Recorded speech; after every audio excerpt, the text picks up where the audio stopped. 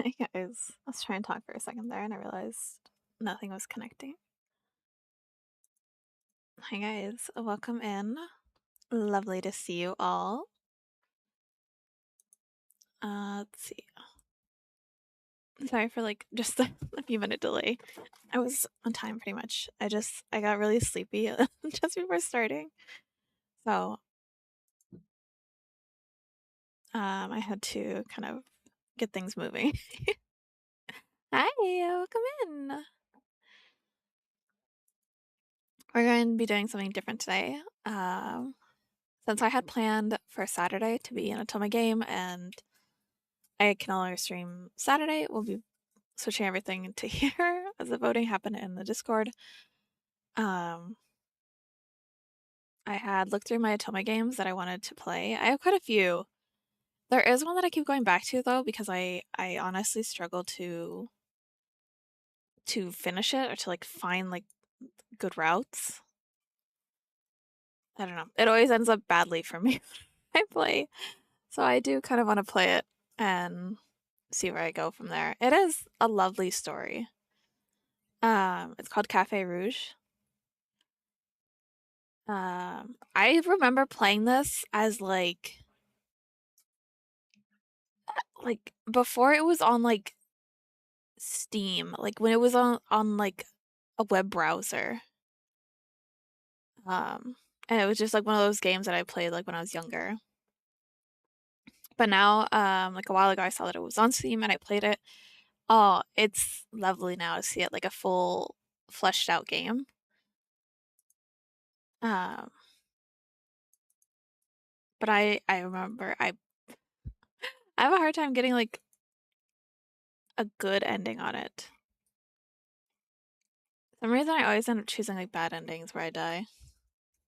So I'm hoping for the best today while we play.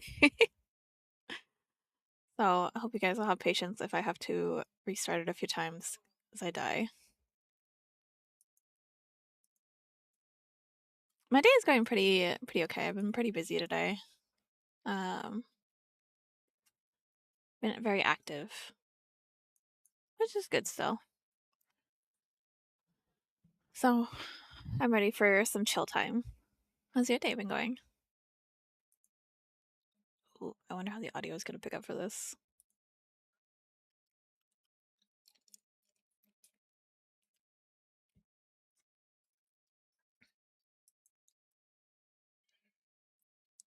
Let me.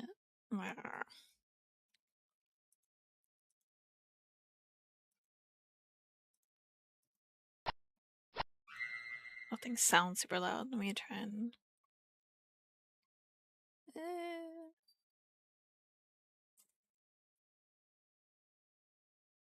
Oh, not good. I'm sorry to hear that. What's been going on?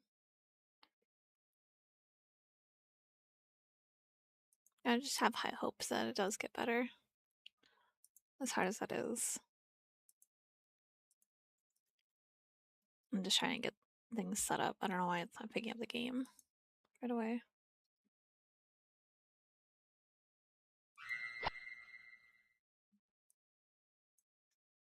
Uh,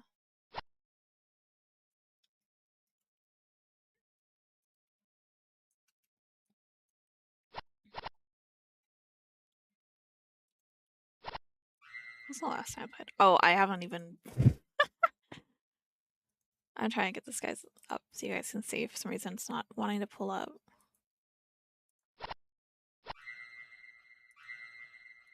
Maybe once I full screen it.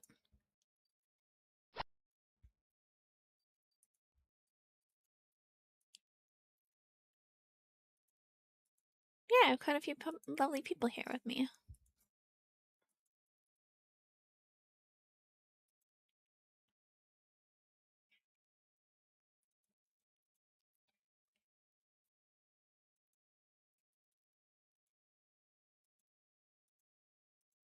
Mm.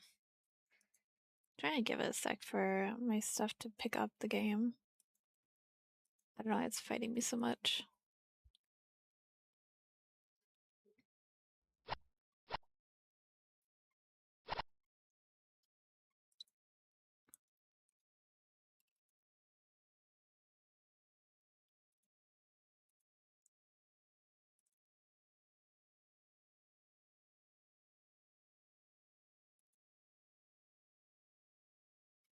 Oh wait, can it not pick up this game? I have like a little warning here that I'm trying to get through.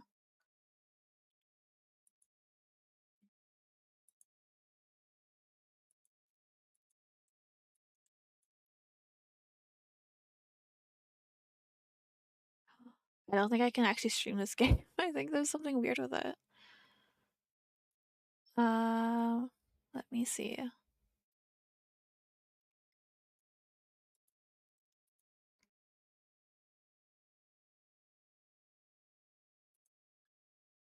See if this will pick it up. Oh, okay. Okay.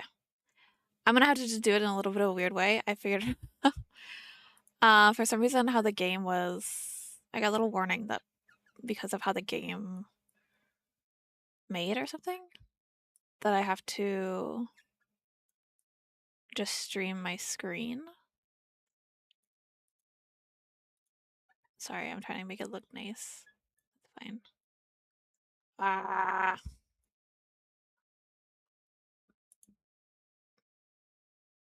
Yeah, this will be fine. That's okay. We managed. We figured it out, team.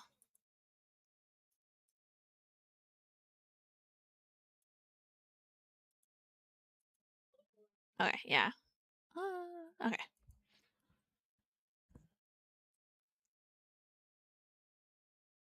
Let me just see if...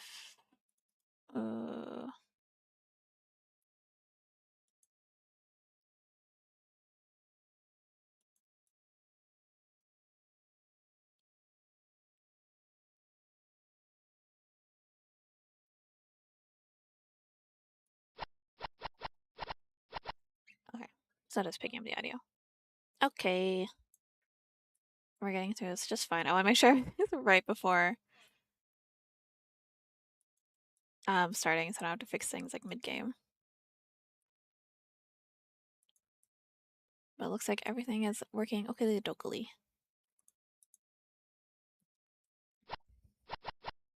Okay, let's play.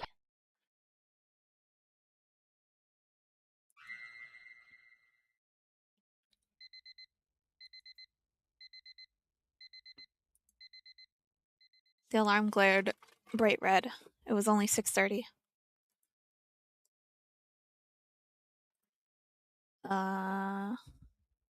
Should get up now. Might as well get up now. Who am I?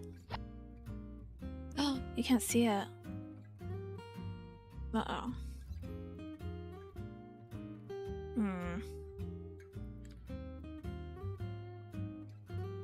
Okay. Thank you. I want to make sure everything's working right, so I appreciate the update. Let me adjust actually how this is.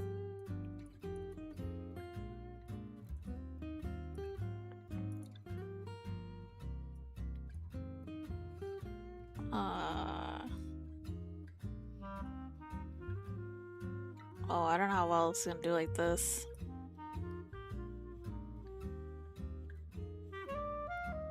Oh my god.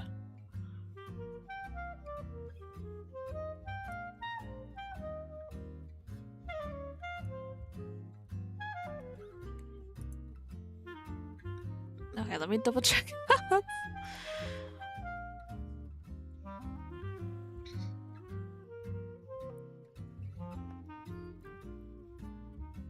I'm trying to figure out who I am. Who am I?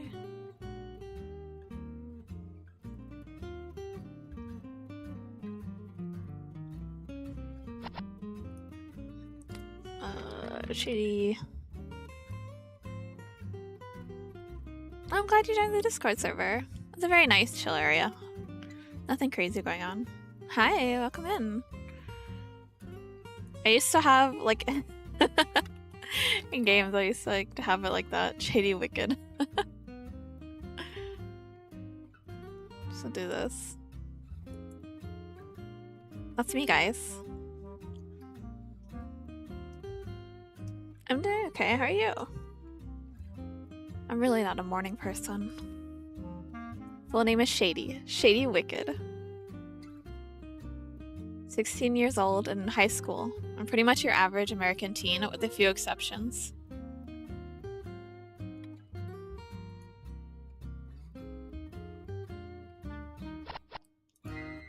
I just want to turn down the volume a little bit.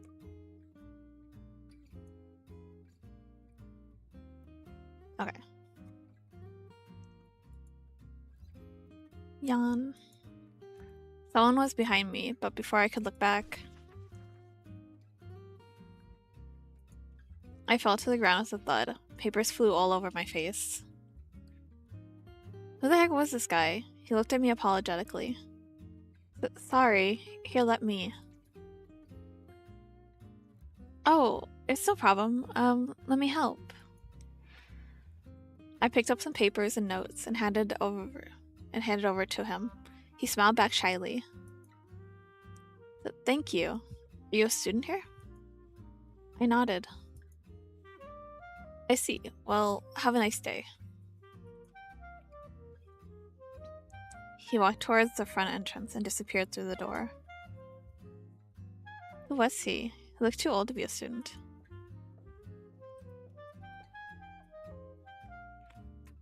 Soon the halls began to fill with the classmates as more and more people arrived.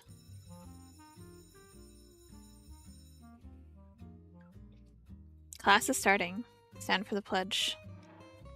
The announcement started as we did the routine allegiance to the flag. After a moment of silence, we sat down. Now, as you know, last semester I talked about the student teachers coming and taking over for us. Fortunately for our history class, we have a bright young man from Boston University. Come on in. Oh, is this a guy that I just saw outside? The door opened, and the person I met this morning stepped in. You're not being oppressed in the Discord. Thank you for 12 months for subbing. Congrats.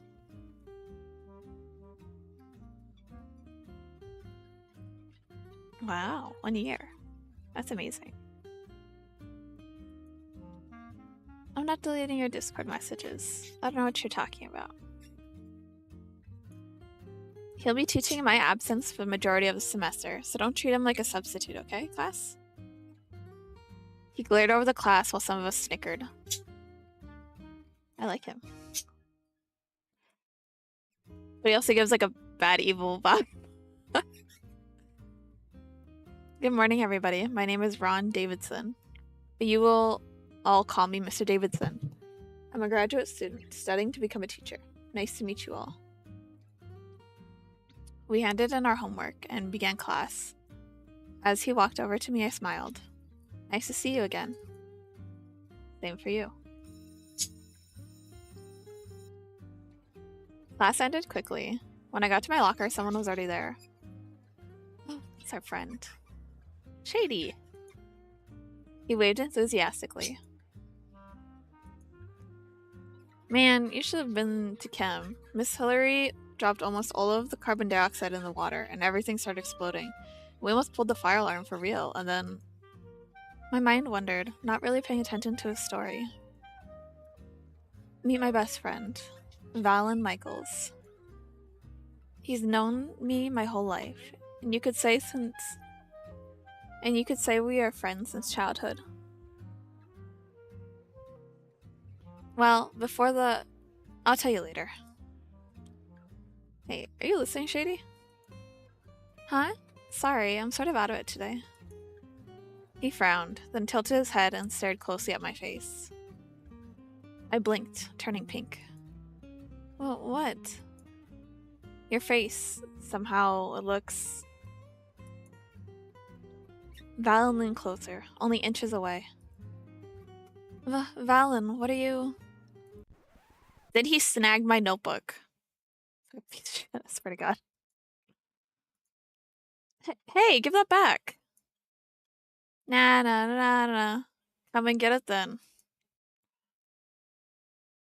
I'm not gonna kick him. I'm not gonna sort of violence right away. You let him to give our notebook back. That's ridiculous. I'm not gonna play games. Valen, give me my notebook. Catching my glaring face, he immediately stopped. He looked down as he handed me my notebook back. Seriously, Valen, how old are you? Sometimes you don't even act like you're 16. He laughed quietly, a little hurt. My chest throbbed a little. Was I too harsh? Smiling, he waved his hand as he walked off to his next class. I need to apologize later.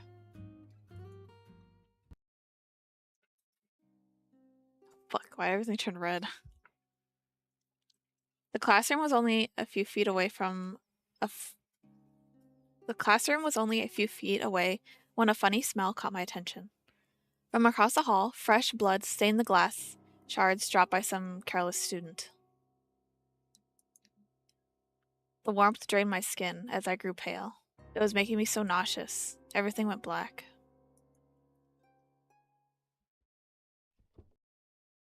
Hmm? A bright white light. Am I at the nurse's office? Oh, good, you're awake.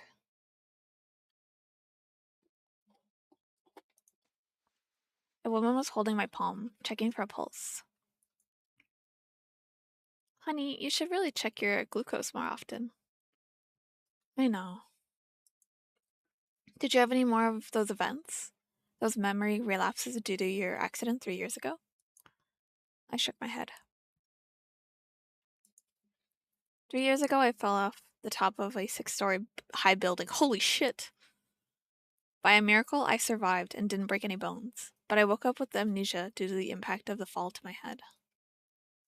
Damn, what a tumble.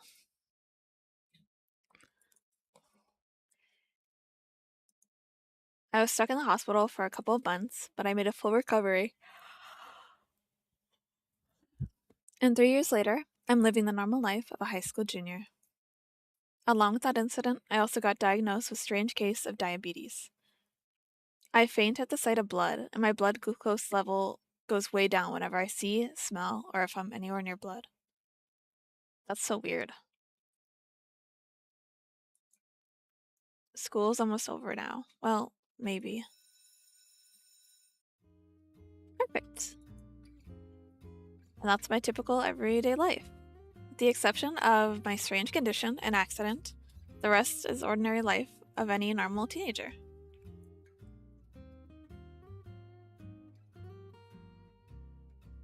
It does sound like a reverse vampire.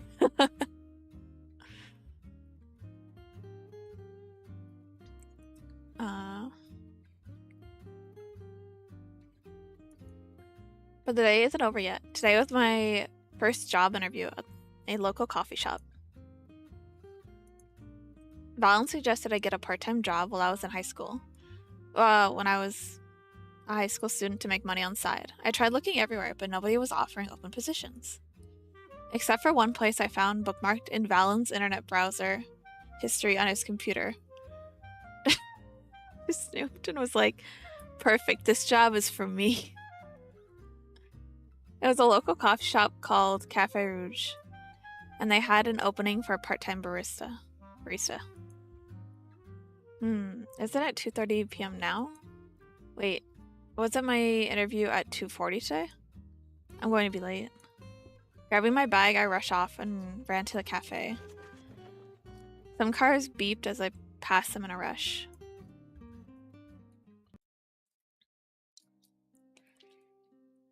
On the corner of Mulberry Lane, a small sign hung on the corner of a scarlet door.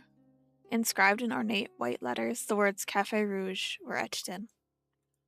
At first sight, it looked like your average cafe, accompanied by teacups and sweets on round tables. However, there was something amiss in the sweet shop of delight. Would I leave this place once I had gone in? Something in my gut told me the answer was no. Well, here I am.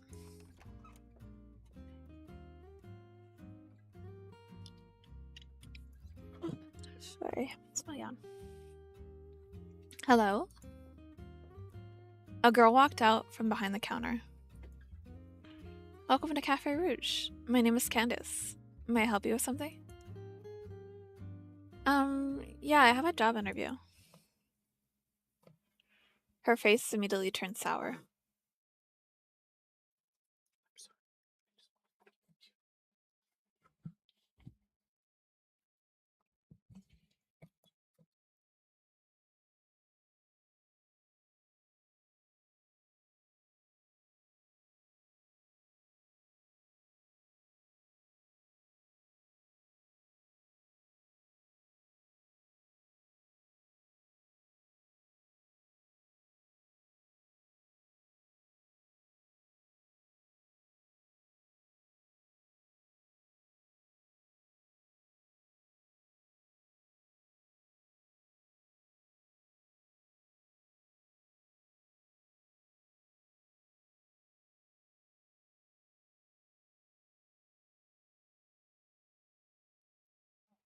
Sorry, I had to deal with something really quick. Her face immediately turned sour. Sorry, I know I'm a little late. I was supposed to be here 20 minutes ago. 20 minutes late for an interview? Holy shit. Oh. There was an awkward silence as she examined me up and down. I think you're at the wrong place. But this is Cafe Rouge on Mulberry Lane. See, I have my envelope addressed here, my resume, and everything else. I printed this address from your official website. Well, miss, we're looking for professionals, not some little high school girls trying to earn some money to go shopping for makeup and pretty clothes. Considering your tardiness on the first day, not even the first day actually, you're clearly not qualified for a place like this. Damn. Okay, now I'm pissed off. What can you even do? All of the employees here have years of professional experience. What can you make? Chocolate chip cookies from a tutorial off of YouTube? Who does she think she is? Why don't you just watch me first and see how professional I am before you say anything? You little bitch. Holy shit.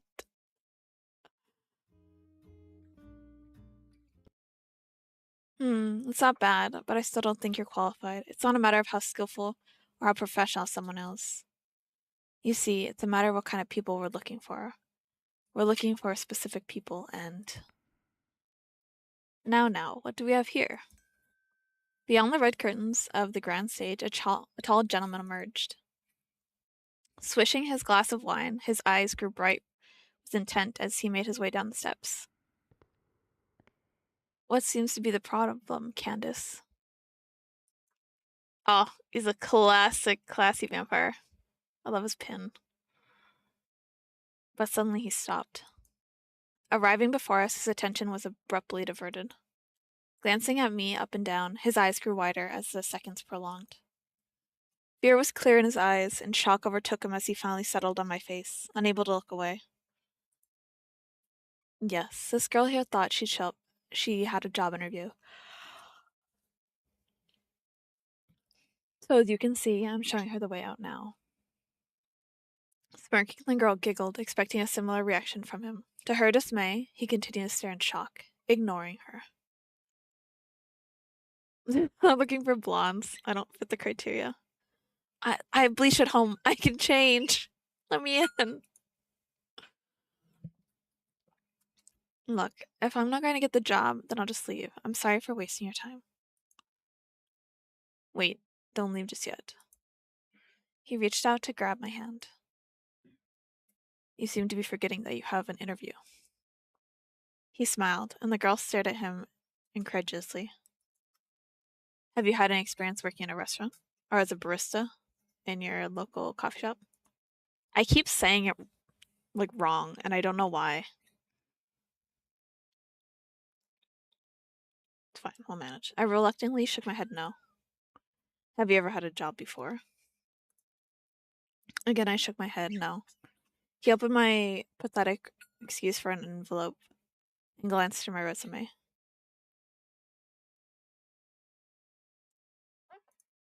Straight A's in all your classes, home economics, boiling eggs, and microwaving scrambled eggs. He's like, perfect. Well, everyone does have to start somewhere, and I think everyone deserves a chance, wouldn't you say? Was he saying what I think he was saying? He chuckled at my confusion. Sir, you couldn't possibly be thinking about hiring a... With one glance, he shut her up. Oh, he has such power. Well then, apologies for the late introduction. My name is Anthony...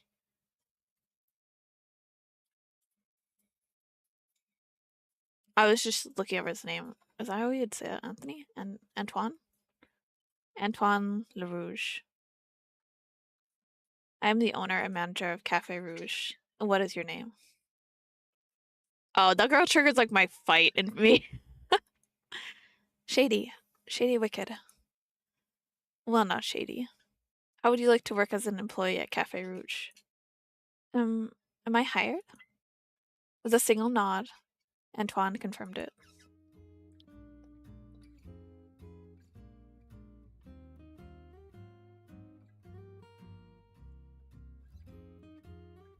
My first job at a fancy sweet shop cafe. This is all too good to be true. This shouldn't be too. Oh, she looks so cute in her little outfit. This shouldn't be too bad, right? At least I have a pretty uniform, even though I'm the only one who can see it. Sure, all my coworkers ignored me, but hey, maybe it's just newbie treatment. Yeah, I'm sure that's it. No worries, girl. But why am I in the kitchen doing the dishes? I feel like that's a pretty base thing to start with, like a job. At least to know the kitchen. I didn't mind doing dishes when I worked and stuff. I thought it was like calm and it was nice to get away from everybody. By hand, without a dishwasher, I might add. Everyone else was out there with customers while I'm in here holding a gross, moldy sponge. So boring. But if I stopped now, I'd sure be fired. It's my job. Though I'm sure taking a little break won't hurt. I made my way to the kitchen floor. It creaked open slightly. Nope, nothing interesting so far. Wait, what is that? Ooh. Oh.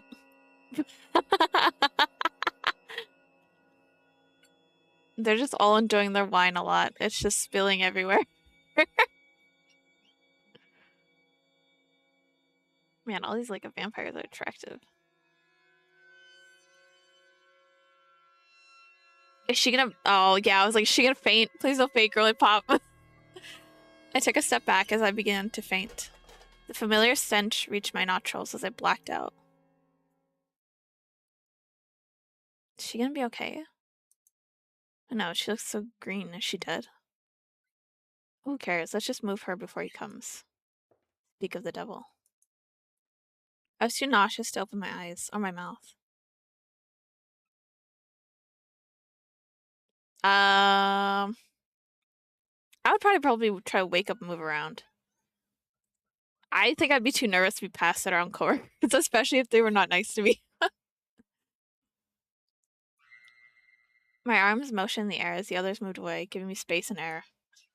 However, someone brushed their fingers against my neck.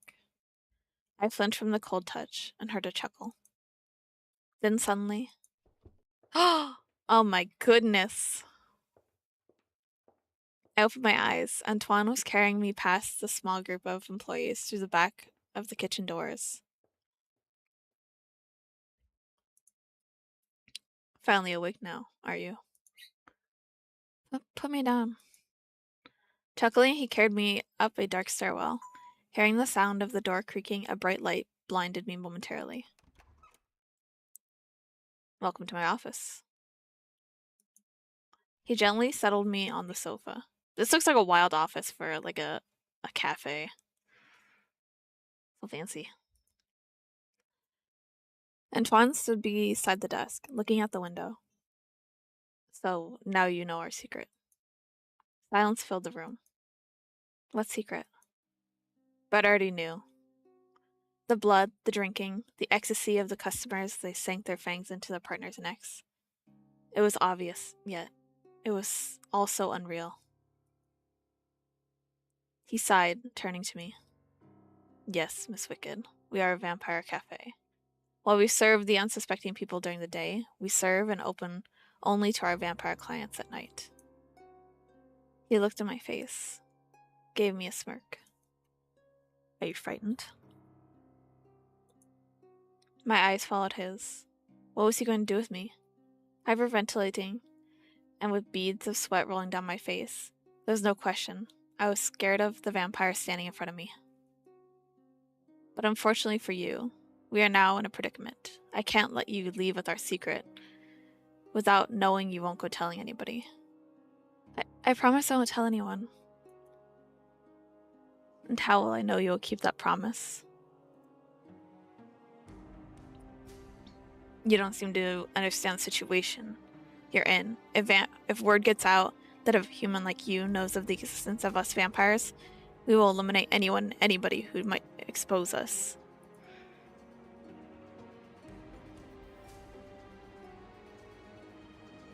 So if I let the vampire authorities know about you, a human girl has discovered our secret, your neck is the least of your worries. Sorry, the music got really intense there. They will come after your family, your friends, anyone who is close to you that might have told. I gulped. Are you saying you'll kill me and my family? Oh, yes. Horror washed through me and my face turned white. Please, sir, I'm begging you.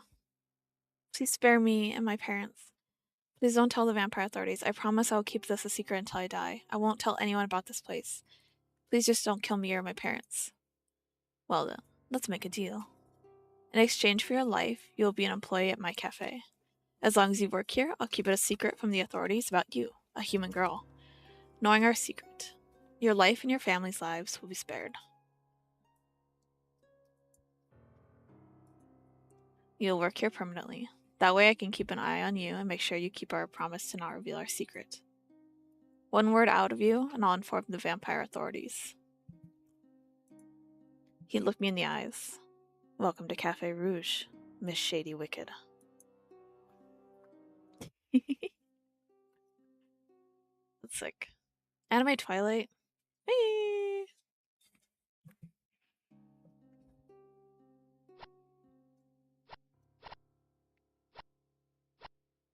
I want to save really quick. I know I've already made a few choices, but I feel like I should save. The streetlights glowed daunting orange. It was the middle of the night as I closed the cafe door behind me. And as I began walking, I couldn't help but stop and look back nervously. My first job, at the most unexpected place anybody would suspect. I, Shady Wicked, am now working at a vampire cafe.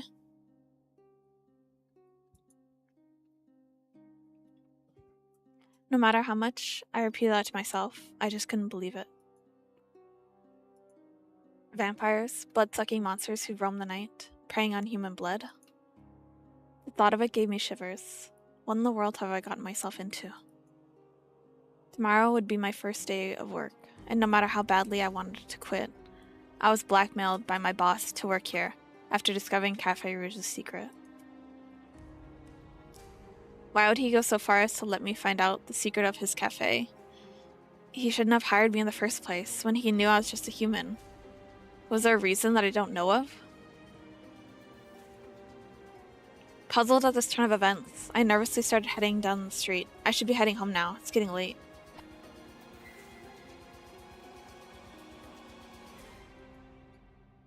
Just the build-up of music is always like a lot. I'm home. Mom and Dad sat on the couch playing chess on their digital tablets. Did they hear me? Ah, you're home, Shady. I couldn't tell them about what happened. What's for dinner? We already ate, but there's some microwavable mac and cheese in the fridge. Oh, okay. Mom and Dad were always like this. They seemed to not care about anything I did. I wish they were less cold and distant. So guess what? I got my report card back today. It's all A's. Shady, please just go to your room and go to bed. Your father and I are tired from a day of work. Yes, your mother and I need our own time to ourselves. It's not healthy for us to always focus on you. We're already in a debt as it is from the time you were stuck in the hospital for 3 months. Holy shit, our parents fucking suck. Oh, okay. I'm sorry, Mom and Dad. I'll stop bothering you too and go to sleep. Oh, fuck. That sucks. What shitty parents. Like, oh my god. Oh! I forgot you guys see my screen really fast. Just trying to check something. Man, that sucks though. Like, having your parents just be like, blame you for the debt of 3 months. No, thanks. They didn't say anything back. I was hoping they would at least tell me good job for my report card grades.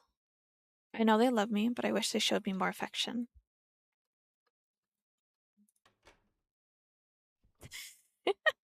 Did your ears are on fire hearing chess?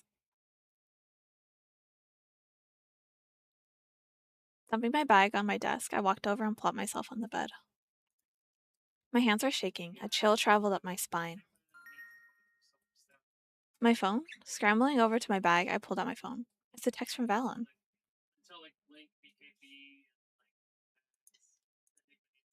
Text him back. I would text him back. I don't see why not. What's up?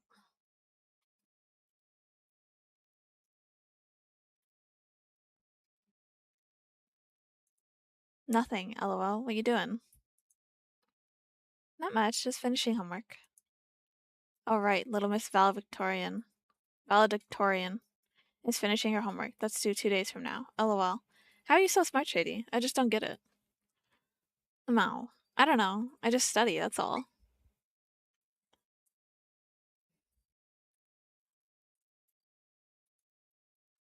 A minute passed and Valen still didn't text back. Val? I waited. Is he calling me? I answered Valen's phone call. Hello, Valen? Why are you calling me? Nothing. I just wanted to hear the sound of your voice. I can do that, can't I? Oh my gosh, he's in love with this.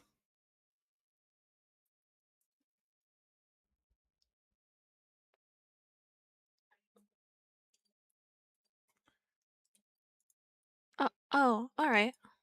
I can feel my cheeks heat up.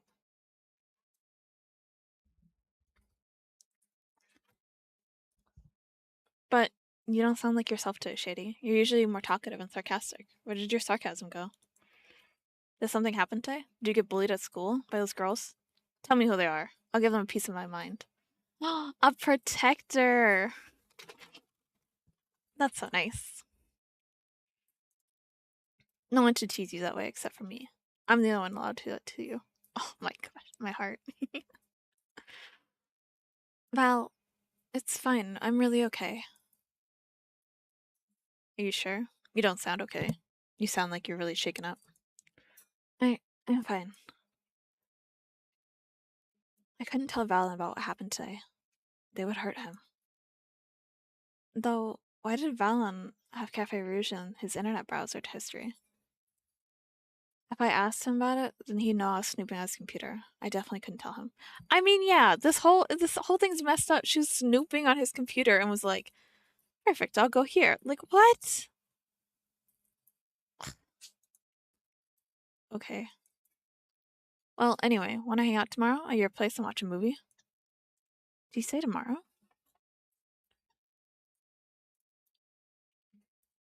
Do we have work tomorrow?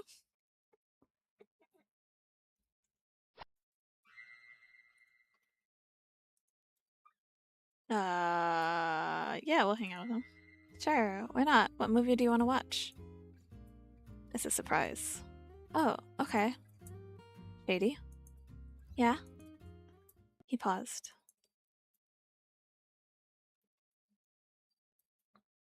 This happened before the accident, so you probably don't remember that day in front of the school building, what you told me. But I take back everything I said.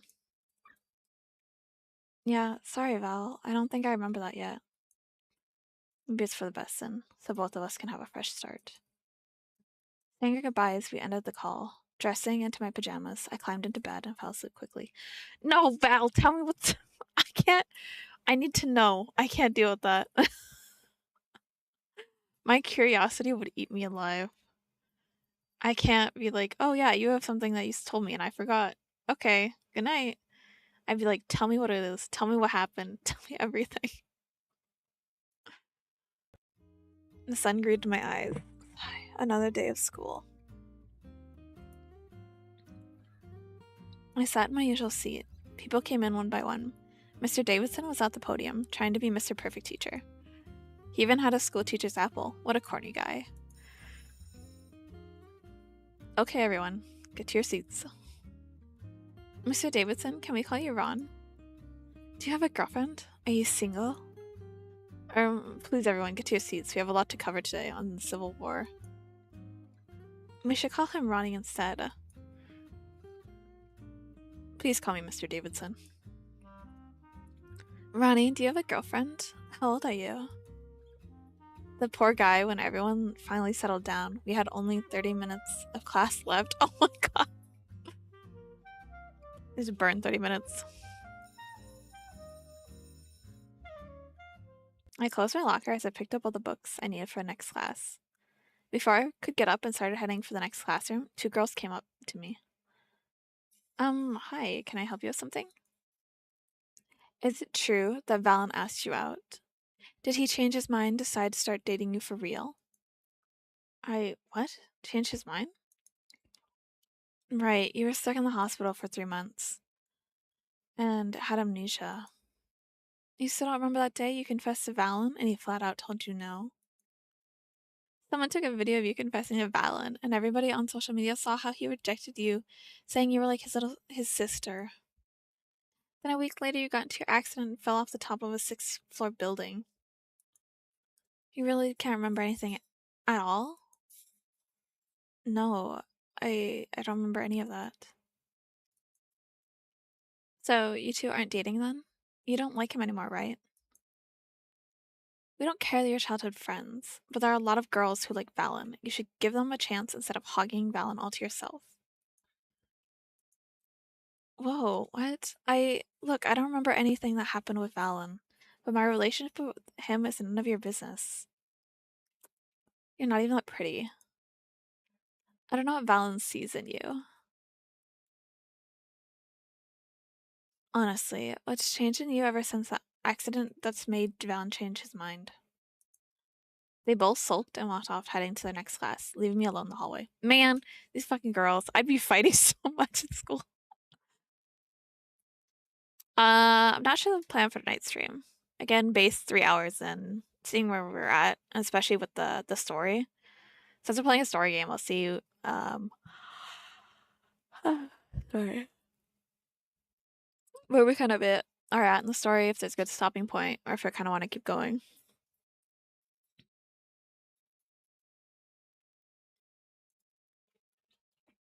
I confess to Valen.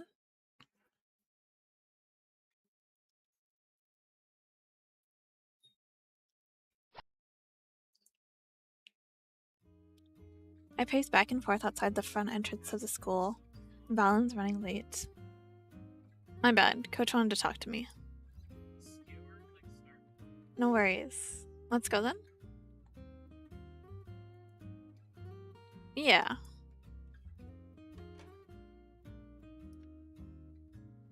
Locking the door, I let Val step inside. He headed towards the couch. Here, I've got chips and soda and... He pulled out the Blu-ray from his jacket. Dun dun dun dun! A Tale of Thrones, the final season.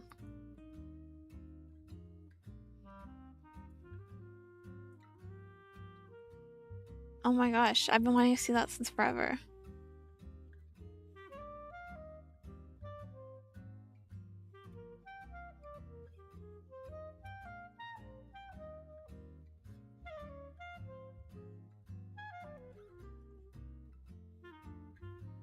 One sec.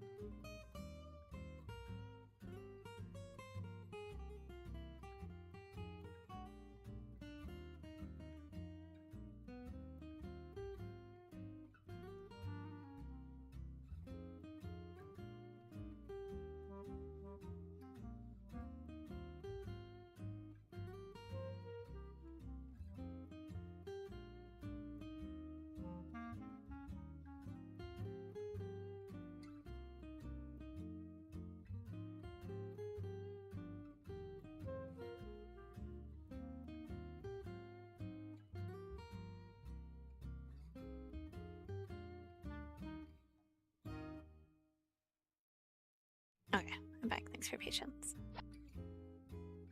Oh my gosh, I've been wanting to see that since forever. You haven't seen the last season yet? I shook my head. Nope, not at all.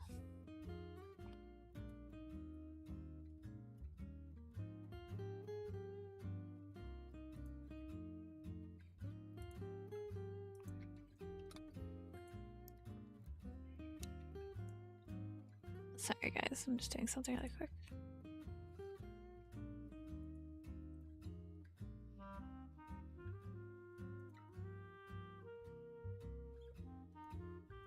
Sorry. Nope, not at all. With a frustrated sigh, Valen found the remote and turned on the TV. I helped him slip the Blu-ray disc in. We plopped on the couch. For a while, all was silent as the opening credits started.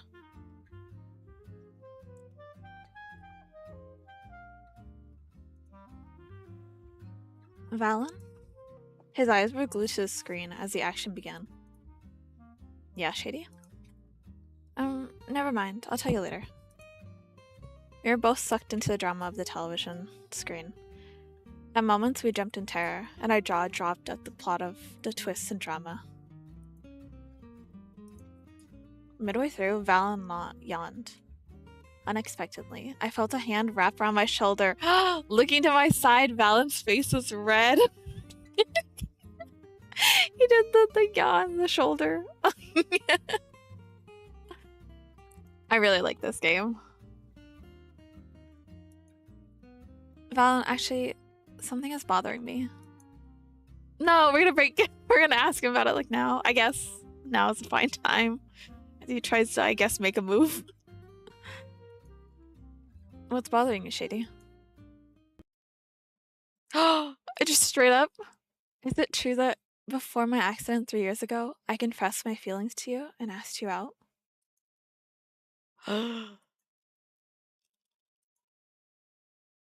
Is it true that you told me you only saw me as a little sister?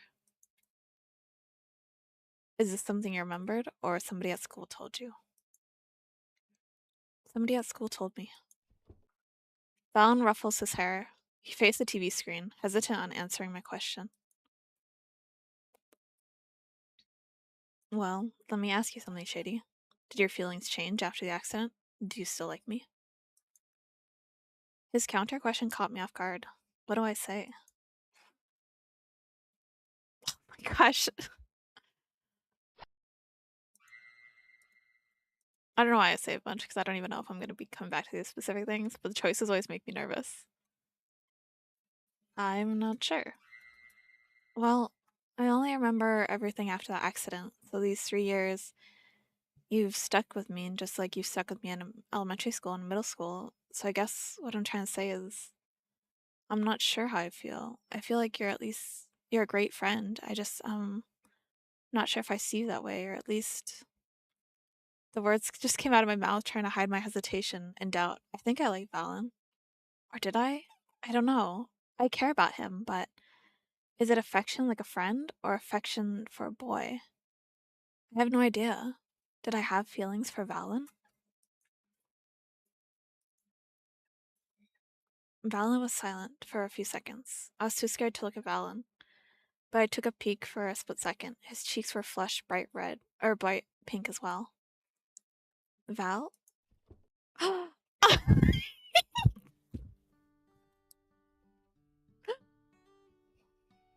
get too giggly with these games, so sorry.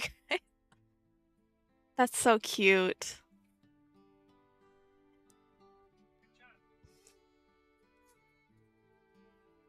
He grabbed my arms and yanked me over to him. His arms then found my waist. Oh, his arms then wound around my waist, and I was sitting in his lap. I was blushing furiously. Val, what's with this all of a sudden? I've only started realizing what I had lost 3 years ago when he fell off that building. I could hear him breathing into my ear as his arms tightened around my waist. Valen, I'm gonna spill the popcorn. His hand reached up to my face to caress my cheek. Then it trailed down to my neck, then to my shoulder. His face leaned closer, Our lips only an inch apart. Was he going to kiss me? Shady. Val? Suddenly I remember what time it was. Val, I completely forgot. I have to go. I'm late for a dentist appointment. I'm gonna lose it. You know how it is. I got dentist, so I gotta go. Blushing madly, I quickly used it as an excuse to leave the situation. Val looked disappointed, but I was relieved. You should have told me you're busy. I would have asked to hang out another day. I know, I completely forgot. I couldn't tell him about my new job. I was blackmailed by vampires to go there, or they'll kill everyone I love, including Valen. Gently, I got off Valen's lap. When will I see you again? His voice sounded sad and pleading.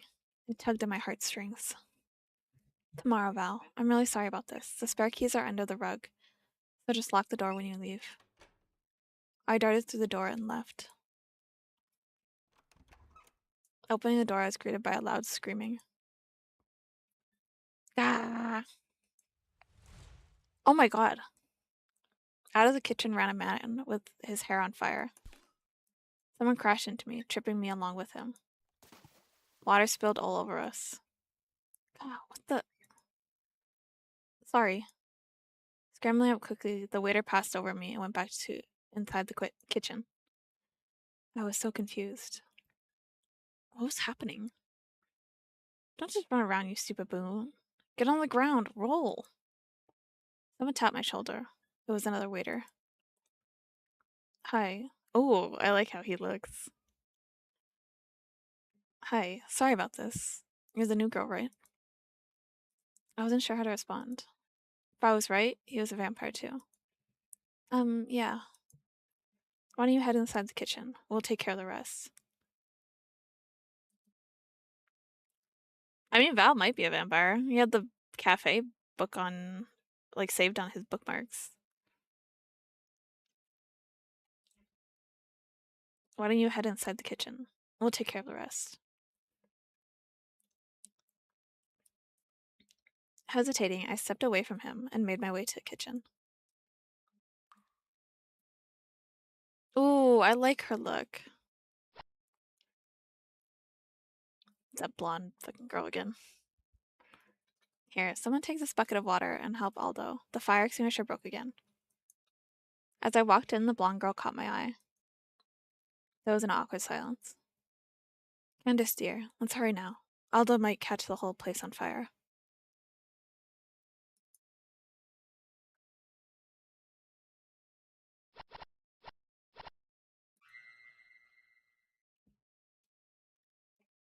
Okay.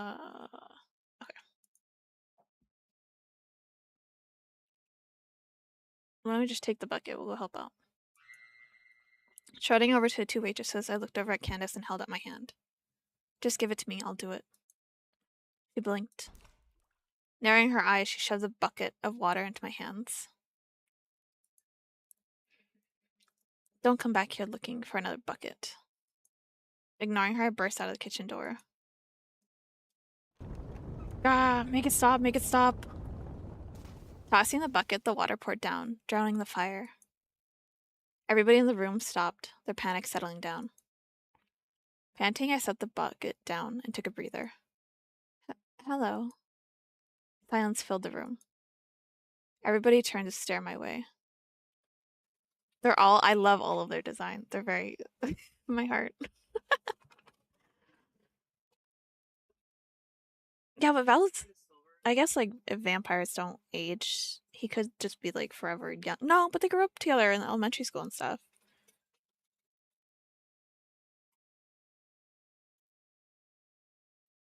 I don't know.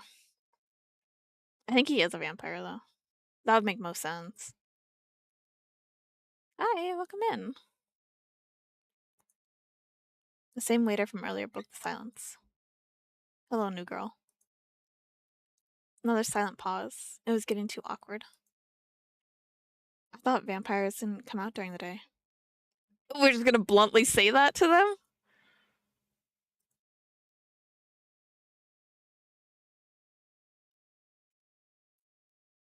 I don't think that would be something we should just bluntly say to them.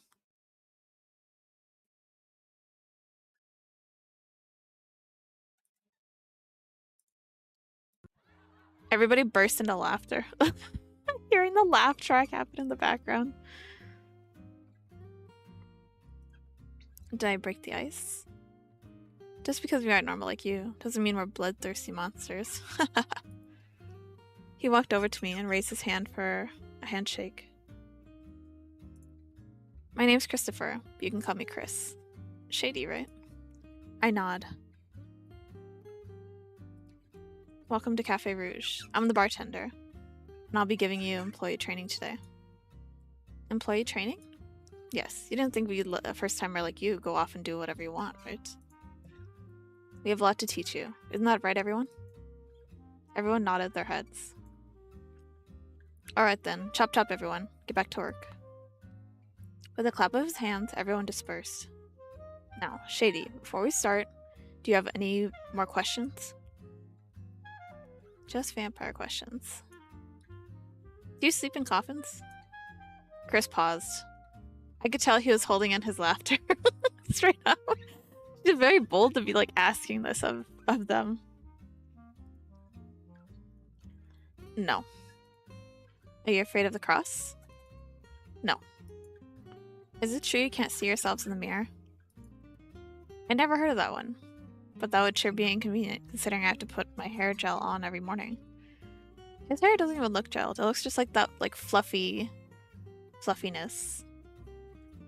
But who knows? I have no idea.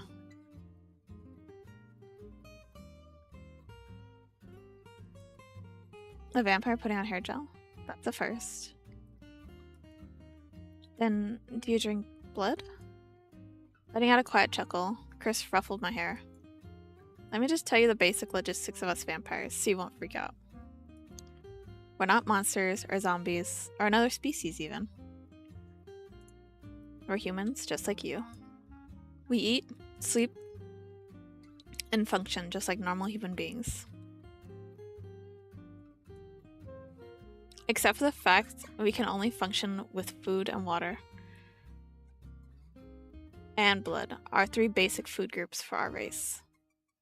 So no, we're not immortal. We do live 1,000 years compared to the 100-year lifespan of a human being. And no, we will not be killing you and sucking your blood. So does that answer all your questions, kiddo?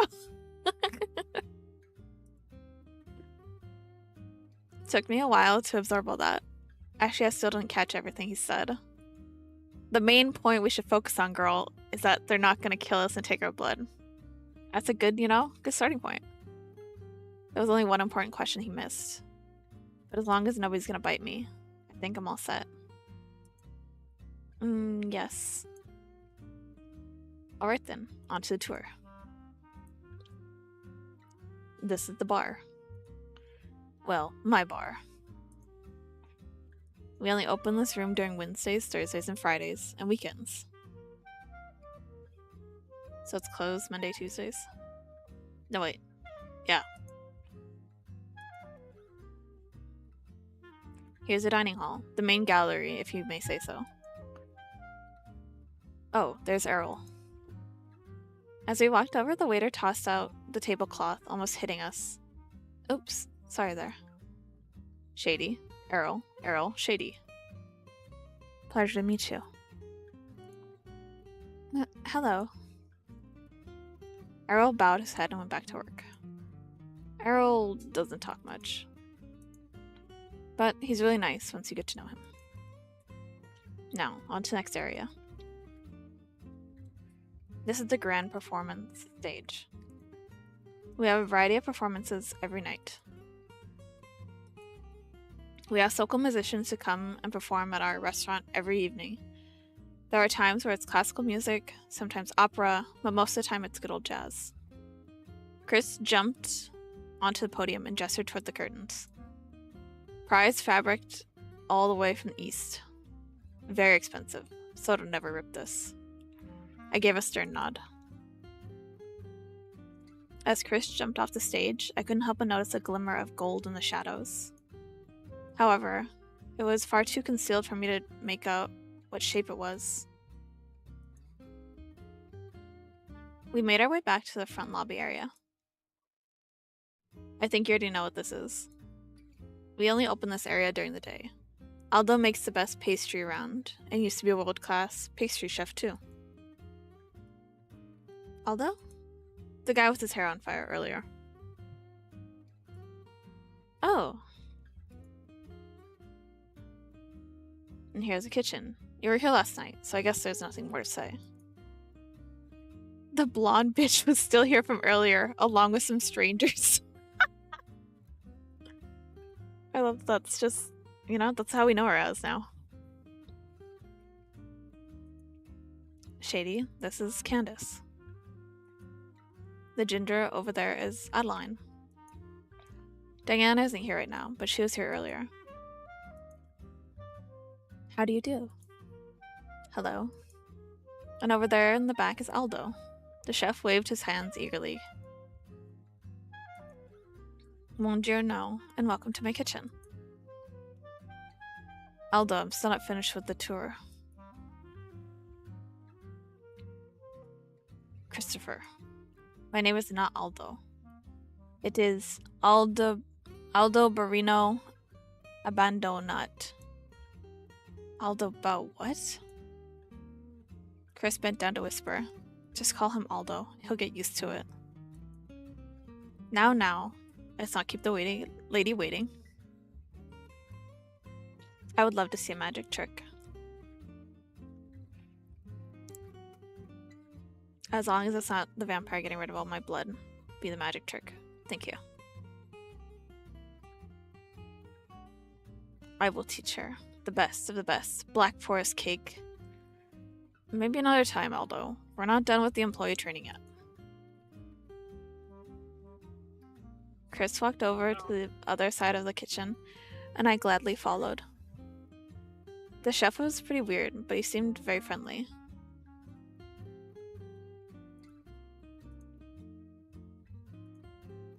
So, now that's done, let's start with the actual training session. Training? I gulped. Chris, I have to tell you something. What?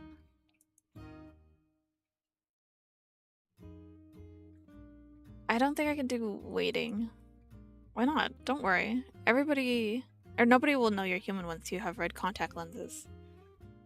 No, it's not that. You see, I have this medical condition thingy where I can't be around blood. Otherwise I faint and I black out, and I just can't stand blood, okay? I looked away, avoiding his glance. This really is the worst possible job I could ever get. How the heck am I supposed to work here at a bloody vampire cafe? Yeah, they should just let her go. I mean, she could just always just be in the kitchen forever, but that's rough.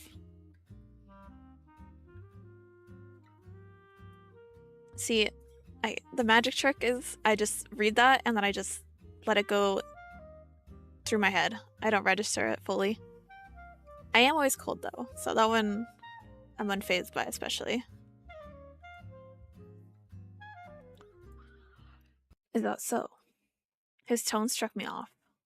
Weird, I was expecting him to be outraged. Well, then you can always work in the kitchen.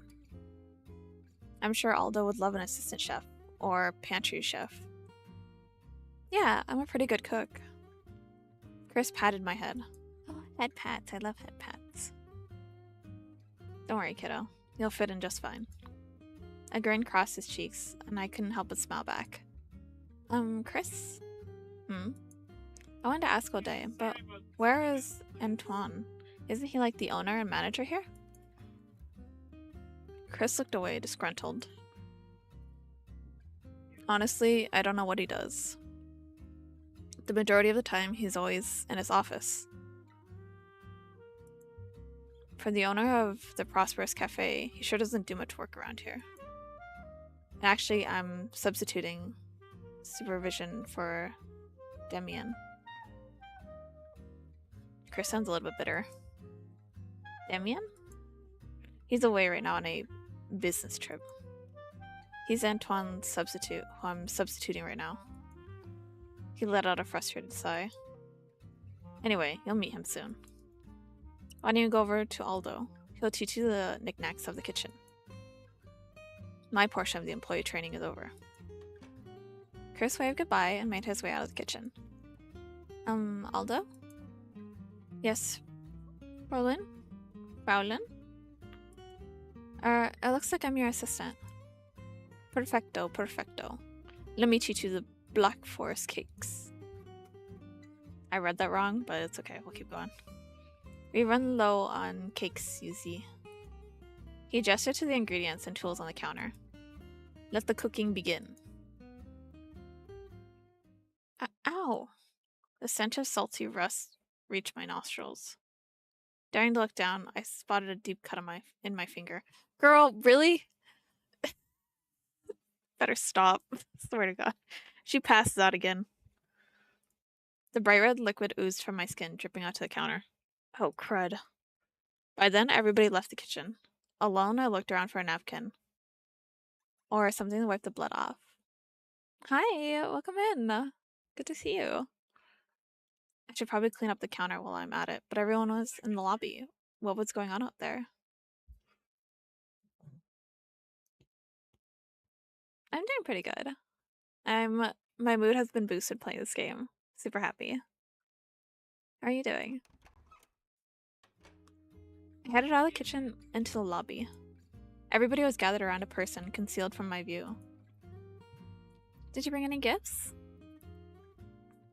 Tell us absolutely everything. Including the hot ladies. What? Aldo. But first, Antoine hired a new girl. Not just new, human too. Oh, and who would that be? As everyone moved away, a young man with long hair like Antoine's stepped through. I can't believe Antoine actually hired a human. I'd love to meet. He stopped in his tracks the moment he saw me. Yeah, I'm happy to see you too. I'm glad you could make it in. As our eyes met, shock overtook him as he took a step back. Damien? Is everything alright? Fear was clear in his eyes as he examined my face. Is this deja vu? Lizzie. Ah, Damien. Out from the kitchen, Antoine stepped out. He patted my shoulder as he gave Damien a stern look. This is the new girl, Shady Wicked. Damien stared for a long time. That's all he did. At last he broke into stride and walked up to me. Damien Azarov, pleasure. His cold tone alarmed me. Keeping my mouth shut, nobody spoke. Come on, everybody, let's not dilly-dally now. Back to work. Damien narrowed his eyes. He finally turned and began walking the other way. Everyone else followed. Damien, now tell us everything. Give us the gifts. Let us see now. What a prick.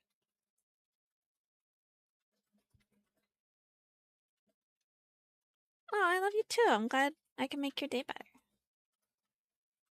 Oh, how come you can't play this game? Don't mind him. He's usually not that bad. Antoine squeezed my shoulder. By the way, are you bleeding? I can smell blood coming from your fingers. Oh, yeah, I cut myself. Here, take this band-aid, and here are some paper towels I grabbed from the kitchen. Brave to be like walking out to vampires while you're bleeding.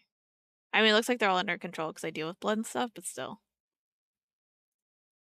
He handed me a band-aid and a few paper towels. Letting go of my shoulder, he exited through the kitchen door.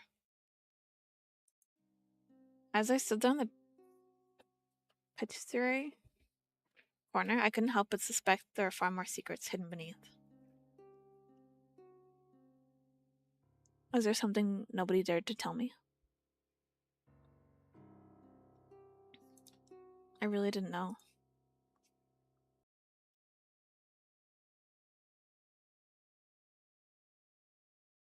Where am I?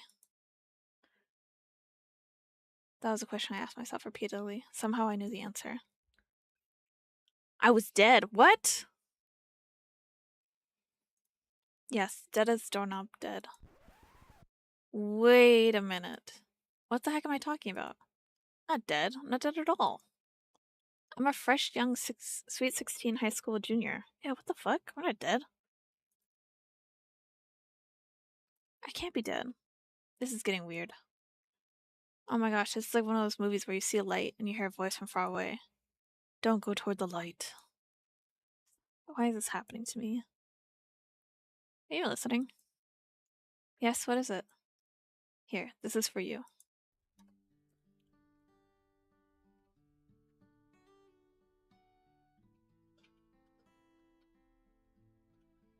A hand reached out to me holding a golden pendant.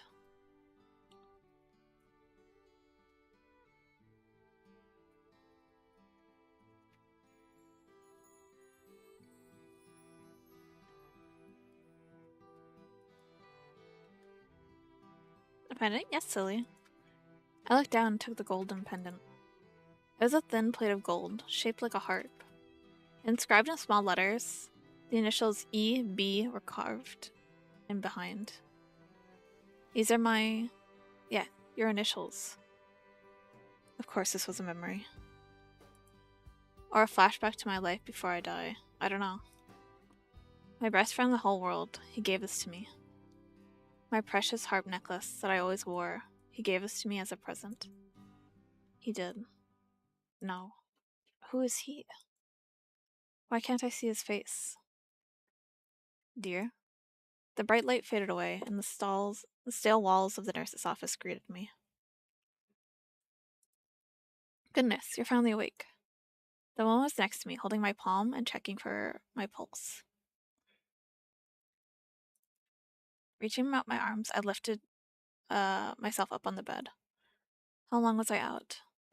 For a while, the usual. Staring at the ceiling, I searched for the clock. Dang, school's not even halfway over.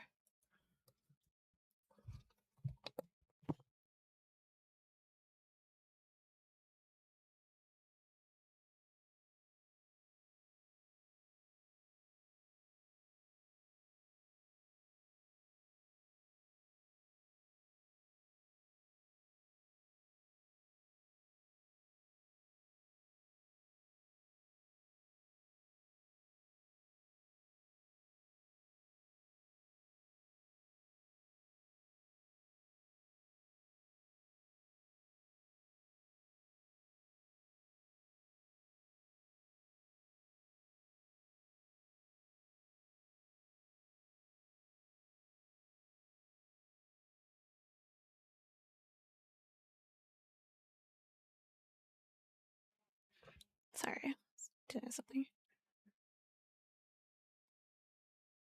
Oh, I didn't know about that. Somebody feels emotion, you feel it too. Oh, I'm sorry. I think I'll be fine for the rest of the day. Are you sure, honey? With a nod of my head, I got out of bed. Next class should be starting soon. I needed to head to my locker.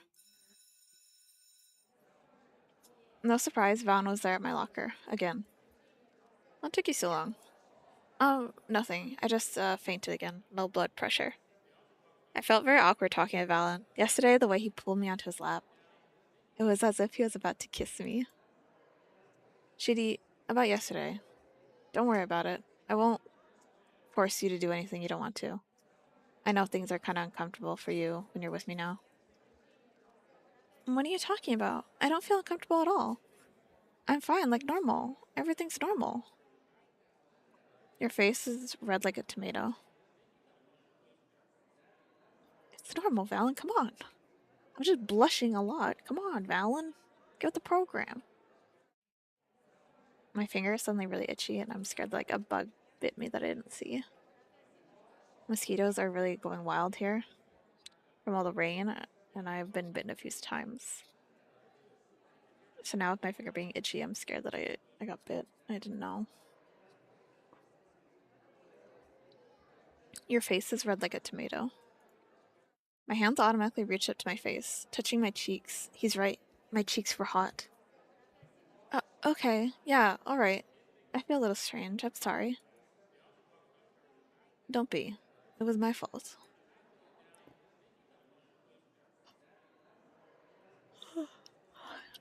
Valen's hand reached over to my shoulder. I promise I will never do anything you don't want me to do. So please don't feel awkward.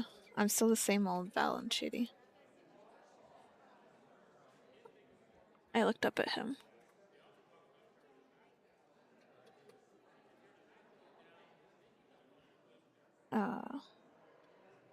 I looked up at him slowly. He smiled at me reassuringly.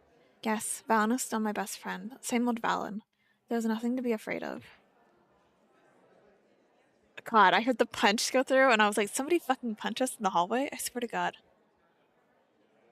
Slowly, a smile crept back on my face. I punched him playfully. What was that for? Nothing. I just felt like hitting you. That's all. Damn, girl. Jeez, Shady. I'm not your punching bag. I laughed. Things are back to normal again. We chatted as I opened my locker, getting my books and binders for my next class. Then it suddenly occurred to me. While I was hospitalized, Valen gave me this necklace, my heart pendant. My heart pendant. Not heart. It was a gift from him finally being discharged from the hospital. I do not. I swear, I'm gonna ban you at this point. I do not hit you all the time. Oh, I think I have a cut on my finger. That's why my finger's so itchy. I found where I have like a cut on it. I don't know what cut me.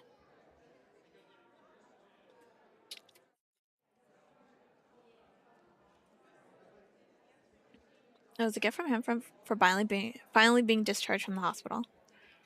Yet, why couldn't I see his face in those dreams? My hands immediately reached up to my collarbone, clutching my precious treasure. Mr. Michaels. Walking toward us was Mr. Davidson. In his hands were a couple of sheets of paper.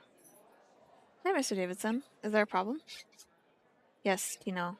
I wanted to speak to you about your test results. Valen's face immediately flushed red.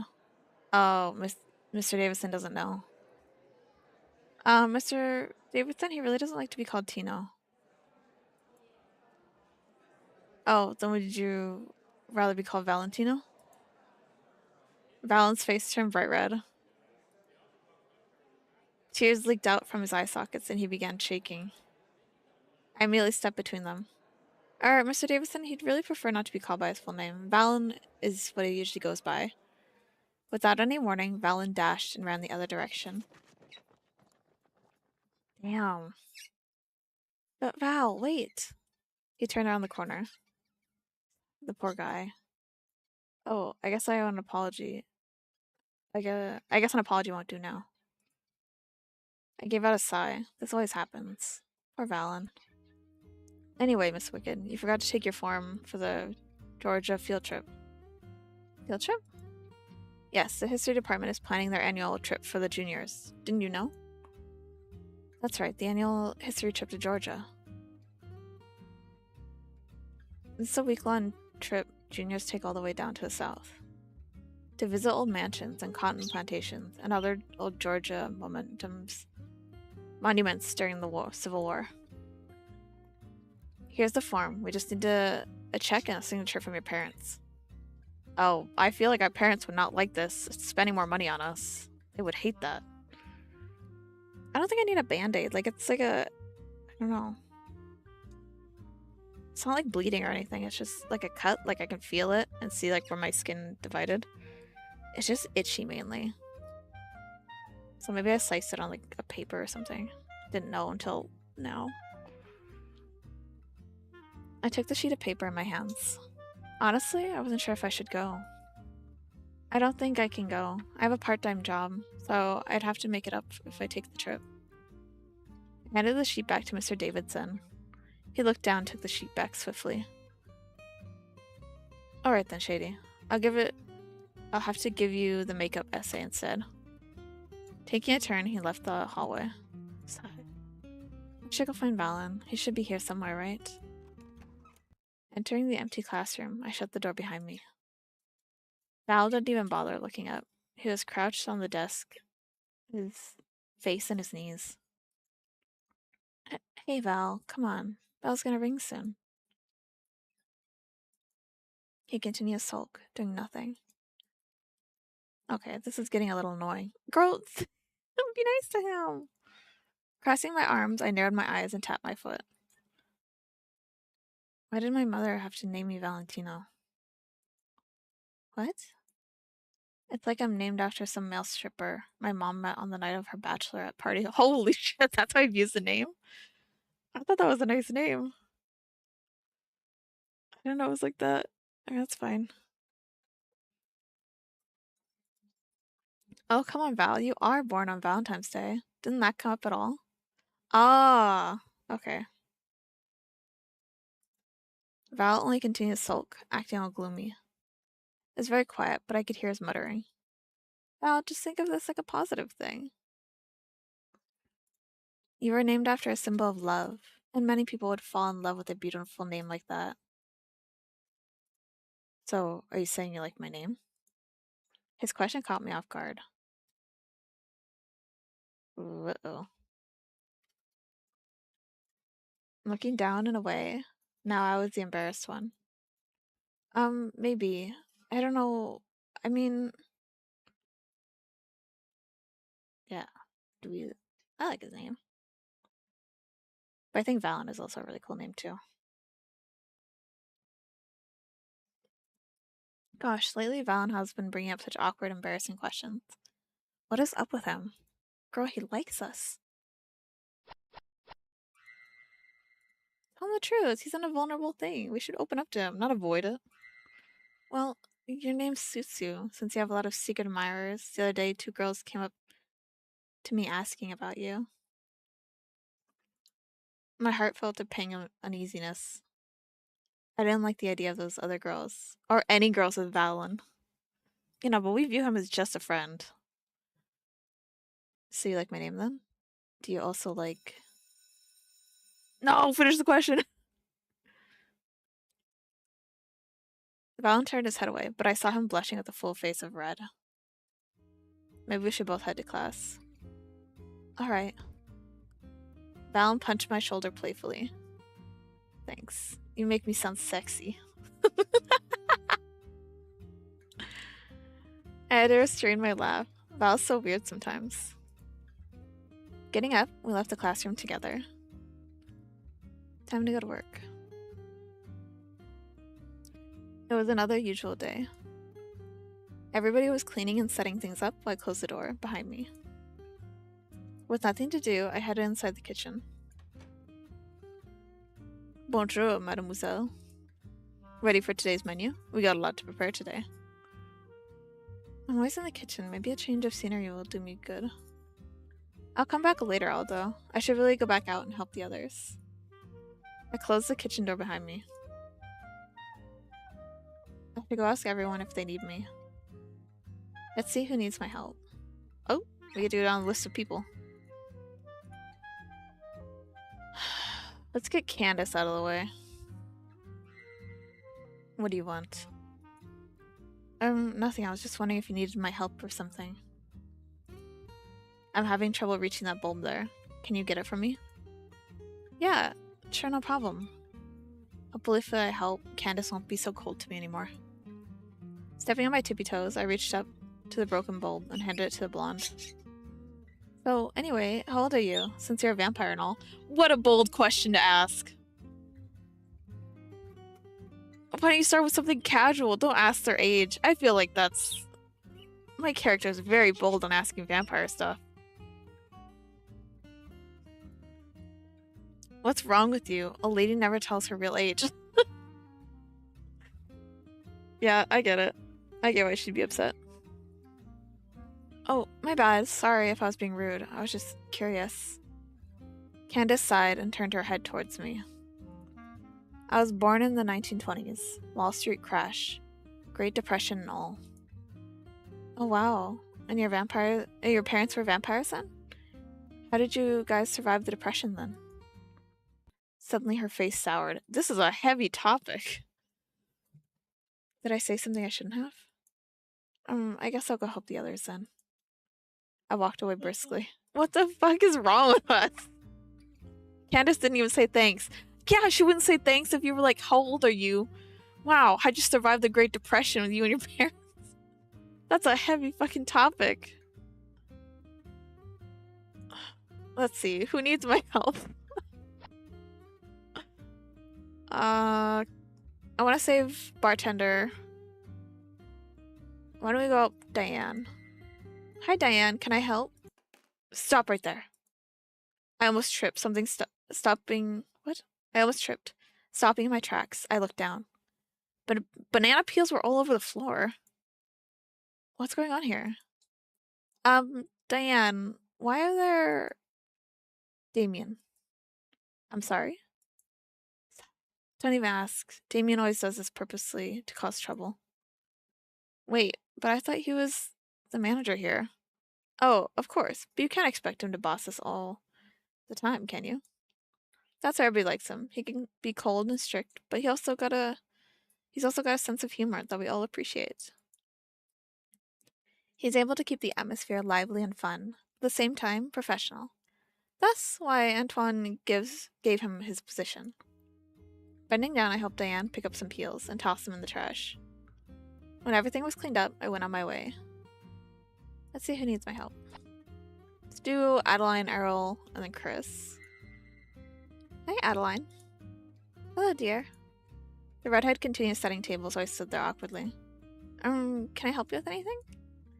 No, not really. No, you can't help me. Oh, okay. Adeline's face suddenly changed as she realized something. What I mean is, thank you for the offer, dear, but this isn't something that needs an extra pair of hands. It would be more troublesome if another person tried to help me. I'm really sorry if I sounded rude. Forgive my blunt language. I have no manners when it comes to dealing with social courtesies. Oh no, I didn't think you were being rude at all. I'm not offended. I was actually curious. Are you Scottish by any chance? You have really red hair. I mean, you don't have a Scottish accent. Don't know if I assumed too much. Adeline laughed. My life story isn't that interesting, Shady. My parents were vampire immigrants from the old world. But I'm a mixture of European blood, nothing out of the ordinary. And no, I'm more Irish than Scottish. Turning her back toward me, she said no more. You're welcome. Something's wrong with this.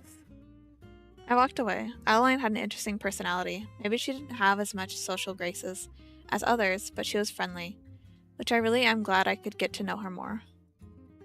Hopefully we can become friends. Let's see, who needs my help? Okay, Errol and then Chris. Hey, Errol. He nodded his head, didn't say anything else. Weather's nice today, isn't it? Nice. My character is really rude. I'm shocked. And especially to be, like, rude to vampires. I feel like that's definitely a line crossing. He really doesn't say much, does he?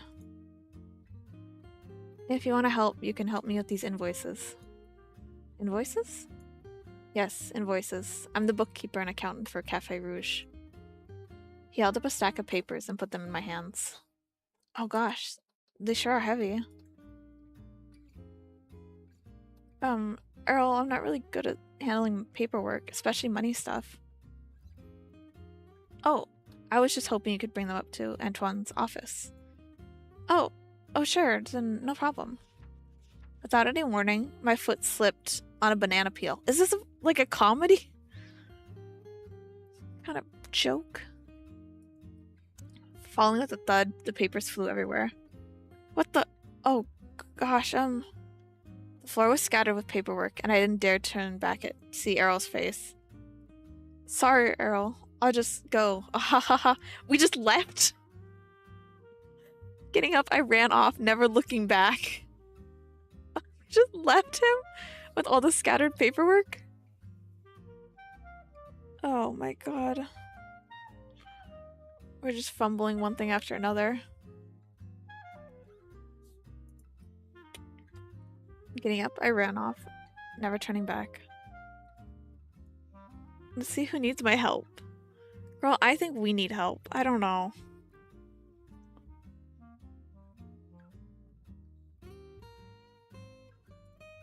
Chris. Almost skipping over time, I wave my hands eagerly. Hey, Chris, what's up? Nothing much, actually. Just polishing these glasses. Can I help? Yeah, sure. There's a couple of towels over there.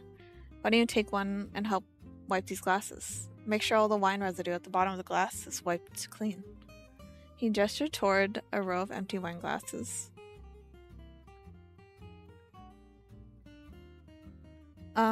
Chris, I was wondering, how old are you? We're gonna really continue with questioning, like, how old they are?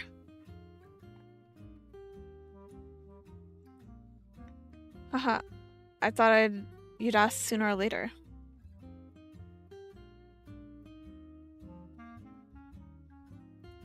I'm pretty old in human standards. I have 176 years to be exact. Wow. What the? Wow, that's surprising.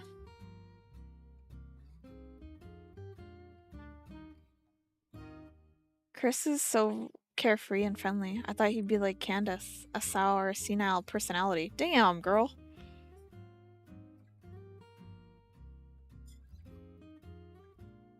I wasn't born here. I came from the old world. Good old Great Britain. Then I immigrated here because, well, the Great War wasn't really my thing. The Great War? It's what we called World War One. Then World War II started, but by then I had already left.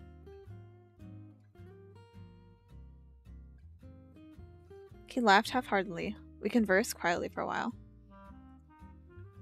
In the middle of polishing one glass, I stopped. Chris? Yes. You never did tell me. Can humans be turned into vampires? The next reaction was very unanticipated. Chris's hand stopped in midair, holding the glass. He gave me a strange look, like he was mad. Why do you want to know? Well, you know, it might be another myth or something, right? That a vampire's bite could, turn somebody into a vampire or something. Ha ha ha. I don't want to turn into one, so haha. Keeping it casual. Smiling, he ruffled my hair and let out a chuckle. Don't worry, kiddo. If that's what you're worried about, you definitely won't be turning into a bloodsucker. Putting down the towel, Chris thanked me and let me be on my way. He didn't really answer. He just said, haha, bye. I did eat today. I ate a few hours ago. I had some leftover from burrito. It was pretty yummy.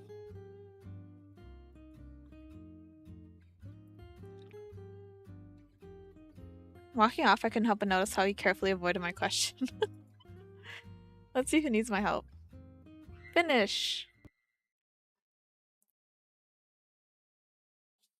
With nothing else to do, I picked up my belongings and got ready to head home. What? What about the kitchen? Wouldn't we go back to Aldo? I was just about to leave the dining hall when Chris came up to me. Shady, are you heading off now? Yeah, I'm pretty much done for the day. I never do the night shifts when all the other customers, the night ones, come. Haha, yes. Our blood-sucking vampires of the night. So blunt. We both laughed at my insecurity. I was actually wondering, do you want to have tea and chat for a while? We could catch up on things. I mean, we barely know each other apart from work.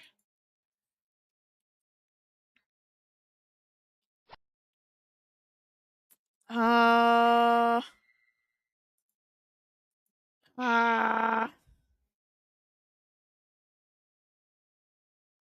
Want to get to know him better, but I feel like that's dangerous.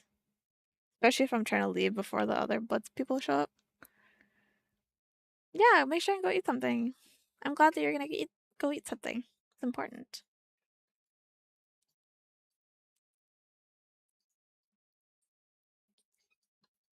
Hmm.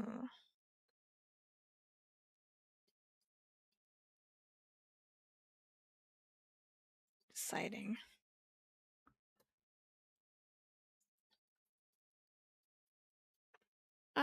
Let's go home for right now.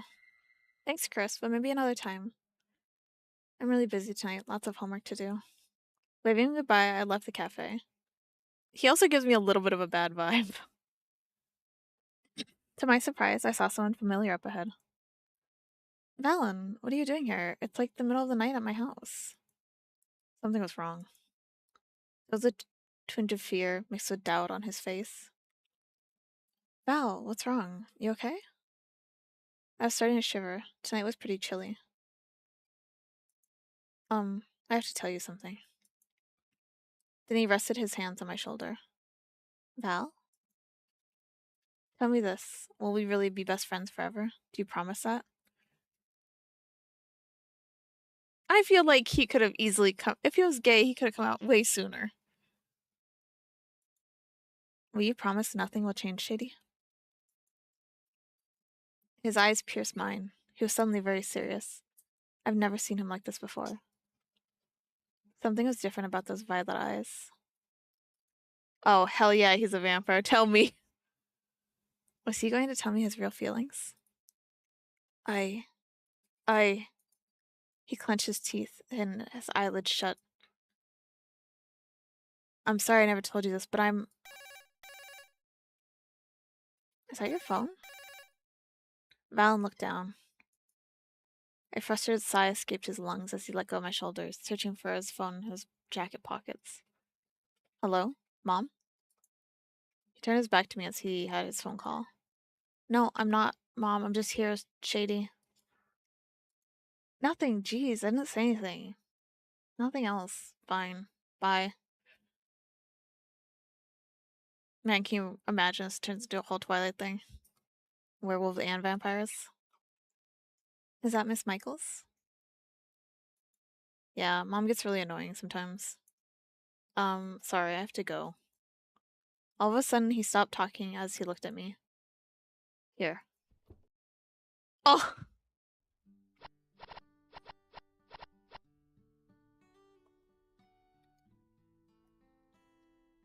He took off his jacket, then he draped it over my shoulders, covering me with his thick jacket. I blinked, surprised by his actions. Why are you giving me a jacket? You're gonna be cold too. Because you're my girl. I need to take care of you. Oh! The red crept into my cheeks. Hesitating, we exchanged silent glances. Valen took my hand in his. I promise I'll tell you another time. Letting go of my fingers, he ran off, disappeared into the night. The way it sounds, he full sprints. He doesn't even like casually like start going. He full turns and sprints off into the night. I think that'd be so funny to watch someone do that. There I stood alone in my house, on my house driveway, utterly confused. Was Valen keeping a secret from me? Hell yeah, he is. Yawn. Time to go to school.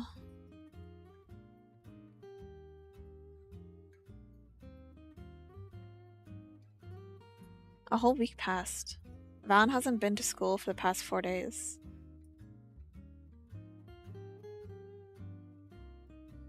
He didn't go on the field trip, did he? Or if he did, why didn't he tell me? With no time to spare, I gathered my books from my locker and headed to class.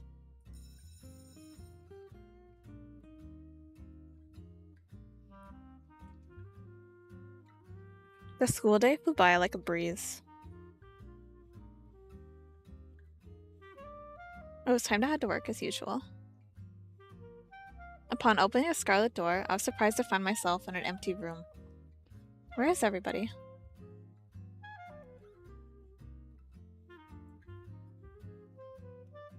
Making my way to the dining hall, everybody was all over the place. What was going on? Oh, Shady, glad you're here. We're really super busy with the big catering tonight.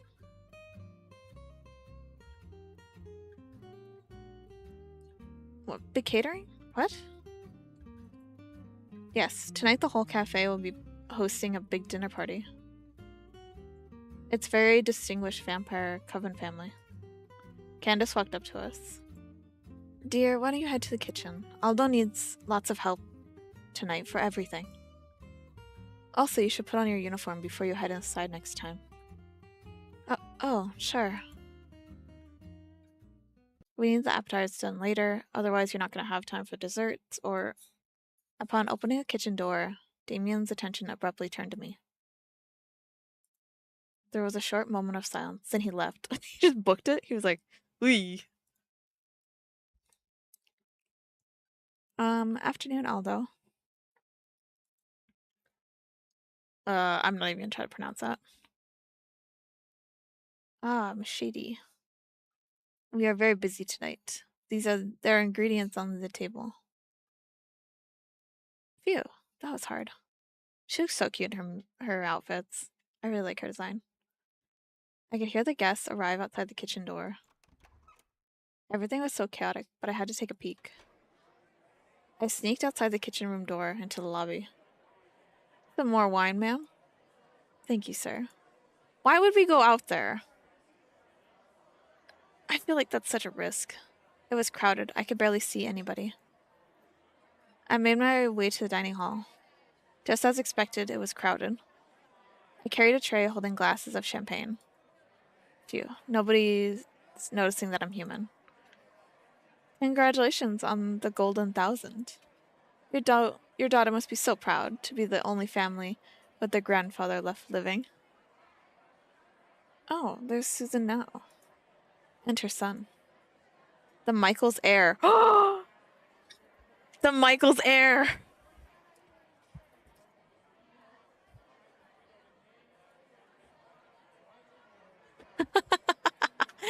You got auto-modded.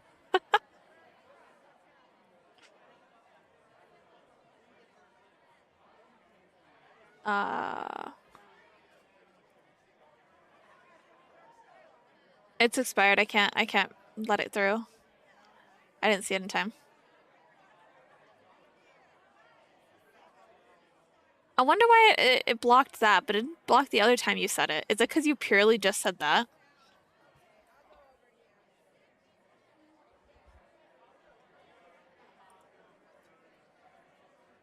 Oh, don't mind that.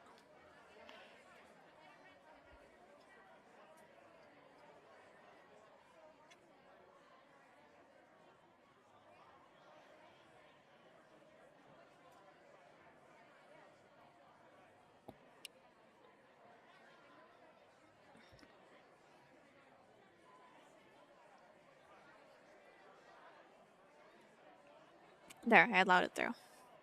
Back to drama. It's the Michael's heir.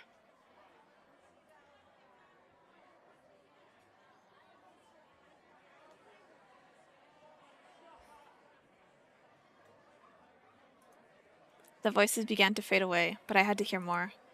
I could have sworn they said Michael's. A pleasure to finally meet you, Valentino. Did they just say? People continued to crowd over one particular table. Squeezing through the crowd, I saw the center of attention. A boy with pink hair and red-hued eyes, dressed in a comedy black suit, was greeting other vampires.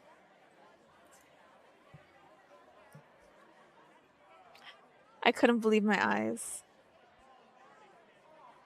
Please, Valent's just fine. Damn, his eyes are fucking hella red. Only my mother insists on my full name. My mind blanked. It couldn't be true. But it was Valen in the flesh, my best friend, this whole time. Valen is a vampire. A boy stood with pink hair and red-hued eyes. Dressed in a comely... Oh, I read that wrong last time I read the suit, not comedy. Comely, black tux, holding a glass of blood. He was shaking hands and greeting other vampires. I couldn't believe my eyes. Valen is a vampire. My mind blinked. A million thoughts passed through my head as I stood there like some frozen duck. At the same moment, I felt a tap on my shoulder. Miss, excuse me, can I please get through? So sorry. Oh, his eyes immediately. At the sound of my voice, Valen turned his head. The glass of blood slipped from his fingers, shattering into a million pieces on the carpet floor. Our eyes locked into place. Oh, Mr. Michaels, your glass. Mr. Michaels? I retreated, disappearing into the crowd of vampires. I covered my eyes, hiding my green pupils from the numerous red. To my dismay, Valen followed me. Sorry, excuse me. Pushing his way through the crowd, he didn't lose sight of me once. Ah, he's got his eyes set on us. Wait, miss, excuse me. Why are these people so slow? The crowd of people is hard to push through. Which way should I go?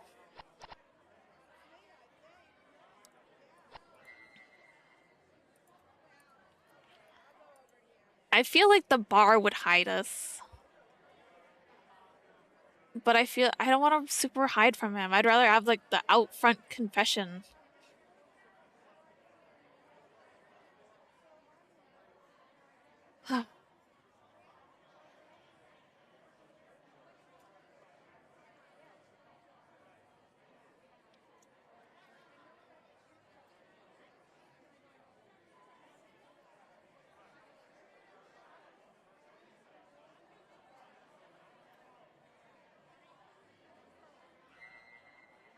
Well, this way. Hi, welcome back. Oi, watch where you're going. Sorry. Just when I was about to reach the kitchen door, a hand caught my shoulder. Shady, is that you? The little force I shook off his hand quickly. Darting the other direction, I had no choice but to go out the door. With nowhere to run, I exited through the scarlet door.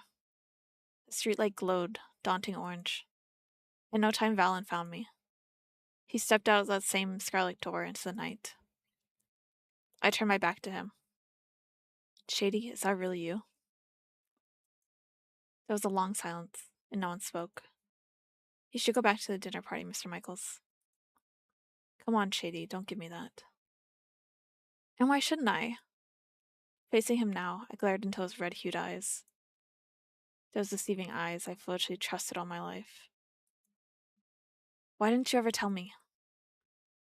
You never told me you worked at a vampire cafe. That's because I was trying to protect you. Protect you from these blood-sucking monsters. Oh, fuck, don't say that. He is one of them. Why'd you say that? And that's so rude, too. I can't. Sometimes she just makes me so mad.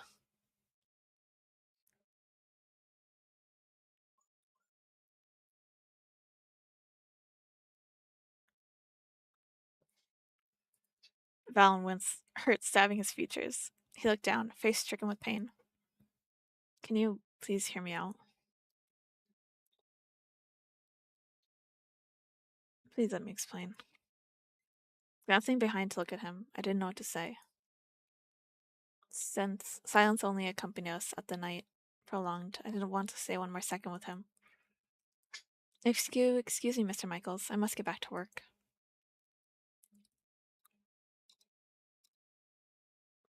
Shady, please hear me out. He grabbed my hand and pulled me towards him. I struggled to pull away. His grip was strong. Mr. Michaels, please let go of my hand. No. Oh my god, my heart! The blood rushed up to my head. He could probably see it. My heart was pounding, waiting for him to speak. Valen sighed, tugged on my fingers. Shady, you know how I am a coward. You know how weak I am. One night I went to your house. I was so close to telling you. But telling you would not only endanger you, but my family. Even if you didn't care, what if someone used you to get to... He looked down, clenching his teeth. For the first time, I could see the glint of his sharp fangs biting down on his lips. Why did he always look so beautiful, despite the precarious situations? Ramen sounds really good. But still, how could you not tell me? Do you not trust me anymore? Immediately, Valen looked up to meet my eyes. He could probably see the hurt on my own face.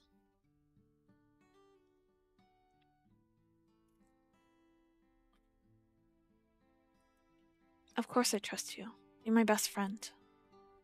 I just couldn't trust myself and my family.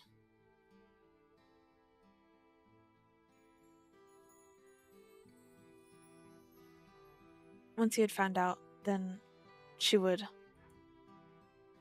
Valen looked at me with a strange kind of desperation.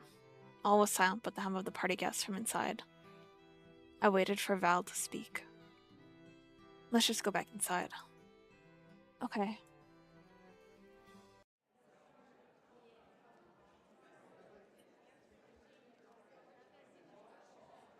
As we both stepped back inside, Val still held onto my hand.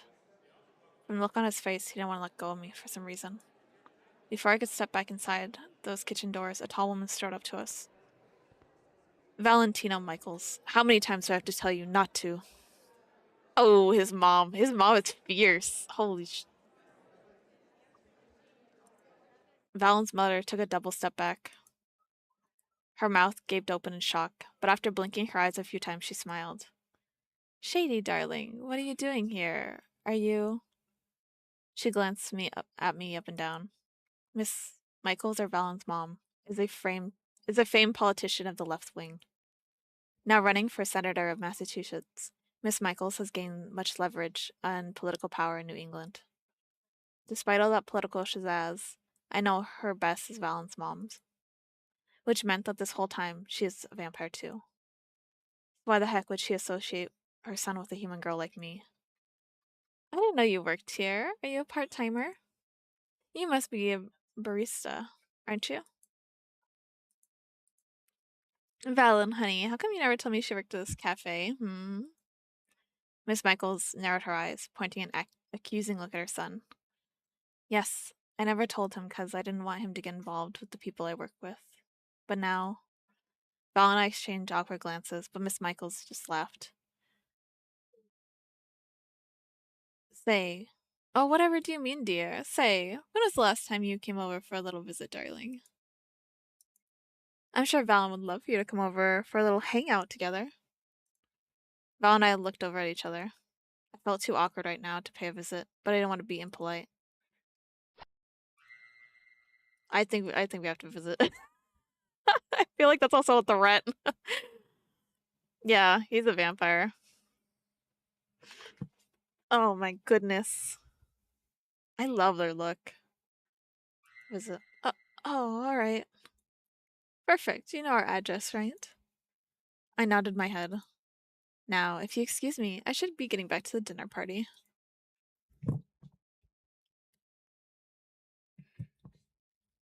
Like an old granny, she reached out to pinch my cheeks until they turned red.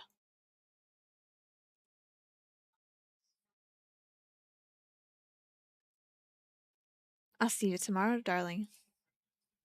Patting my head, Valen's mom strutted off back into the crowd.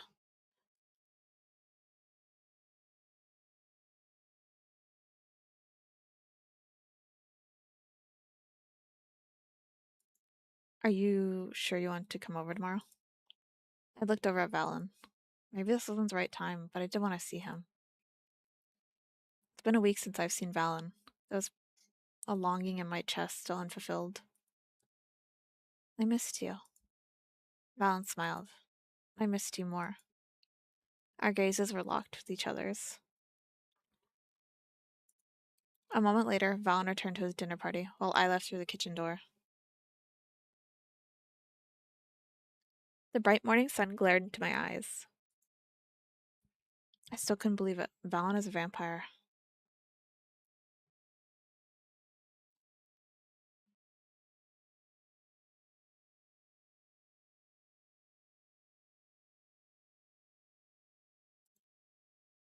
Maybe my body just hasn't gotten over the shock yet. Like, you don't realize someone is dead and reality kicks in a few days later. Jeez, now I'm getting all existential again.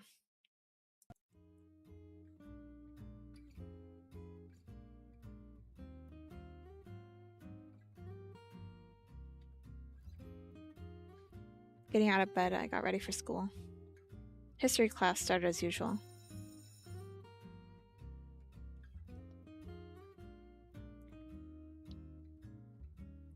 The bell rang soon enough, and Mr. Davidson came walking in soon after. I actually think I have to grab a water really quick. This is a lot of talking.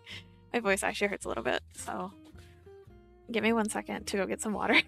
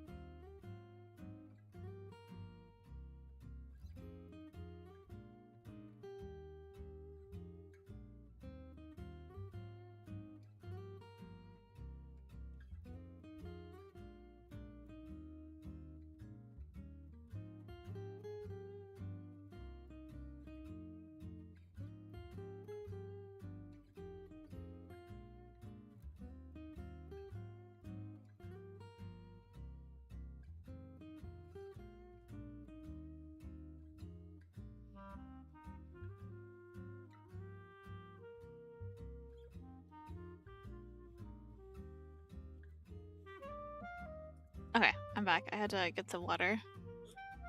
My throat was like hurting from it, so. And I had to go find my water bottle. Because it wasn't where I thought I had put it.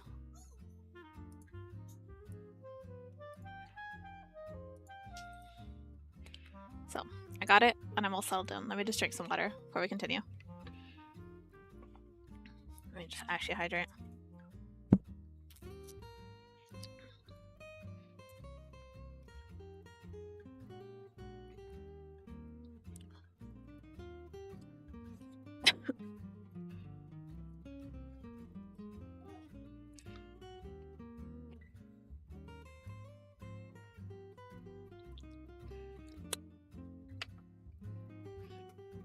Okay. Bell rang soon enough, and Mr. Davidson came walking in soon after. Good morning, everybody. I have an announcement today. Tomorrow will be my last day. He's leaving already? That's so sad.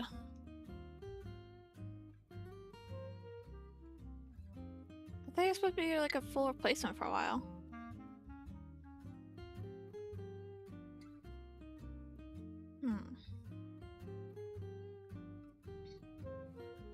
Did he just say last day? Things have come up. I'll have to switch schools. What the hell?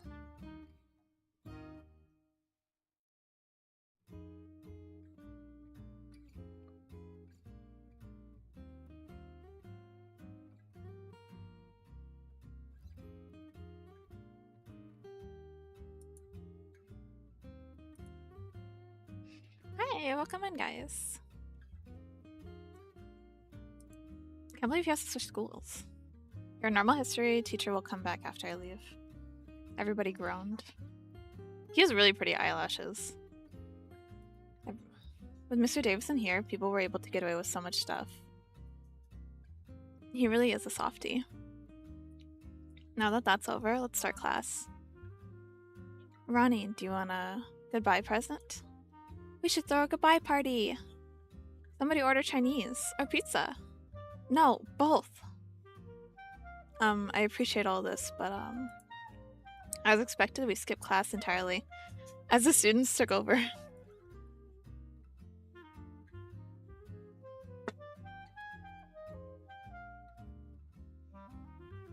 I should head to Val's. Where is he anyways?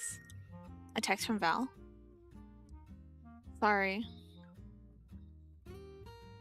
OTL. Left school early. You know the way? KK, I'll find it. Sorry. I was really hoping we could walk to his place together. It's been so long since I've been over to Valen's apartment. I wonder what I'll say. What he'll say, that I've found out Valen's secret. Pressing my fingers on doorbell, it rang. Come in, come in. The door opened. Valen greeted me with a smile.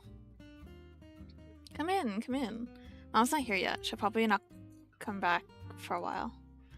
Oh, well that's good, I guess. It was an awkward atmosphere. Valen led me inside. You want to play video games, or... Sounds good. Let me go get the consoles from my room. Flopping down on the couch, I set down my backpack on the floor. While waiting for Valen to come back, I heard a familiar voice from down below in the street. I walked over to the window. Well, tell them to refuse the offer. Valen's mom was literally screaming into her phone. Never seen her so angry before. We are by far the superior party. Yes. We'll have to persuade more voters, not only from the vampires. Of course, this involves them too. Once I'm elected, the law will change. Those conservatives have no idea the mess they're creating. For vampires, for non-vampires, for everybody. At the same moment, Miss Michaels glanced up towards my window. Ooh, got caught spying. I ducked down immediately. Okay, I could only find Ninja Guardian, and they're only Nintendo, Switch, and Z-Box. I'm sure I can find more. Shady? Valen's voice shifted my attention. Yes? You alright, Shady? I think it'd be better to tell him that his mom is back. Especially just be on guard. Val, your mom is back. Oh, she is? I thought she said she'd come back late at night. Val let out a frustrated sigh, furrowing his brows. You know what? Let's head over to your house instead. What? Why? Trust me. Packing up our stuff in our backpacks, Val and I headed outside. Miss Michaels then came in. Shady, darling, you're here. Where are you two going? I'm taking Shady home. Val took my hand firmly in his. Shooting her a glare, mother and son exchanged silent looks with each other. Oh, what a shame. You better come home before dinner, young man. Such a shame you can't stay longer, Shady dear. Oh, she's no. Val's mom headed inside, closing the apartment door behind her. Come on, let's go. It's been so long since I've been in your room. Yeah. I plumped myself down on the bed. There was a long silence. Sorry I insisted coming to your place. I don't like how my mom handles things. She's very practical. Too practical. Being around her frustrates me.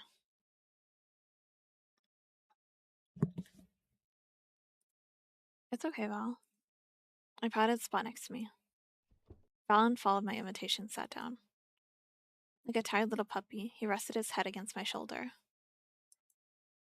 From the look on his face, it was obvious he was very troubled. I patted his soft hair to comfort him. Sorry, I should have told you a long time ago that I was a vampire. I can only manage a small nod. I'm not sure what to respond. It's such a relief, though, to not hide it anymore. Valen closed his eyes tightly. When he opened them again, his eyes turned bright red hue, just like the night I saw at the cafe. What the Can he change it at will? Contacts now in the back of his eyeballs. Yeah, I don't like Val's mom either. She definitely radiates like evil. How did you do that? For every vampire, there's a normal eye color. Then there's our red glowing eyes. We can switch them at will, but Valen turned away looking at the floor. When we're hungry for blood, our red eyes come out. It's a sign that we are in need of blood. Is it hard being a vampire? Not really, no. I was born this way after all. It does get annoying sometimes. I have to drink blood as much as I need water sometimes. And it's hard to hide that in school. Then something clicked in my head. Were all those times he missed school, was it due to his vampire issues? He scratched his head, a sigh escaping his lips. Shady, I'm still me. I'm a normal human being with as much naivety, childishness as any other teenager. Yep. We exchanged laughs. Yeah, normal, I don't know. That's the only thing not normal about me. You know already. And I did. Valen came from a political family. Generation to generation, Michael's family played a big role in federal government. They were only one step below the Kennedys. Damn. Yeah, I was surprised he said human. I was like, would you really consider, I guess, kind of, human with extra qualities. Valen would be no exception. Miss Michaels has been grooming her son for a political career ever since he could start talking. We should get started on homework, huh? Yeah. We spread ourselves out on the floor, grabbing paper and pen. After finishing our homework, Valen left an hour later. I could hear Mom and Dad arguing. Were they having a fight? I can't stand it anymore. That woman is driving me crazy. There's something off about her. It gives me the creeps. I can't put my finger on it, but Shady isn't Shady. She's not our daughter. I know, honey. Suddenly, Mom burst into tears. I want our real daughter back. I want our baby back. This person. I have this feeling that Shady isn't who she says she is. She may have amnesia. She may look exactly like Shady, but she's not our baby. I know my daughter. This girl is not Shady. I raised her ever since she was an infant. I know my own child. Uh-oh. Honey, we will get our real daughter back. For now, we just have to play along with this girl and that woman. She might be holding our baby girl hostage somewhere. And if we try to do something, that woman might do something to our real Shady. Holy... Excuse me? Oh my goodness. What? I stayed hidden in the dark hallway. Overhearing their conversation, I became frozen by the sudden revelation. What do you mean, I'm not Shady? What in heaven's name do they mean they want their real daughter back? Should I confront them? Oh! Oh my god, I want to confront them.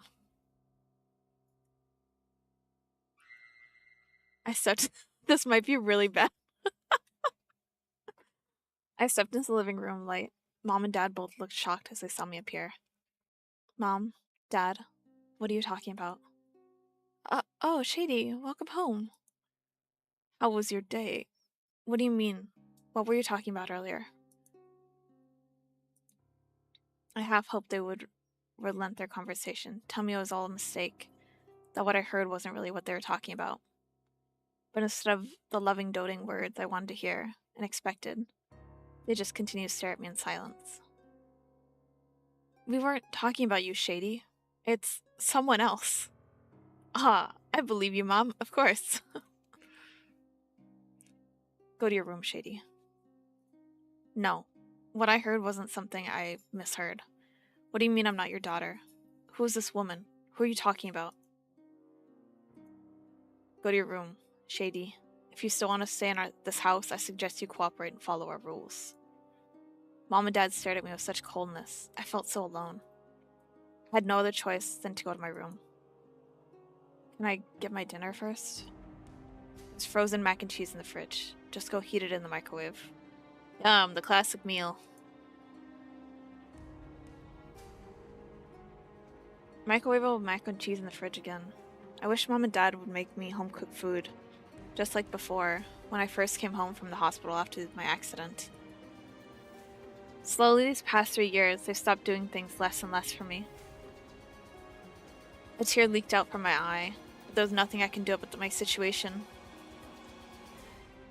Skipping dinner, I marched straight to my room. I better do what they say. I had no other choice. I had no choice but to head to school. I didn't feel welcome in this house anymore. Time for school again. Another day of school is over. Time to head to work.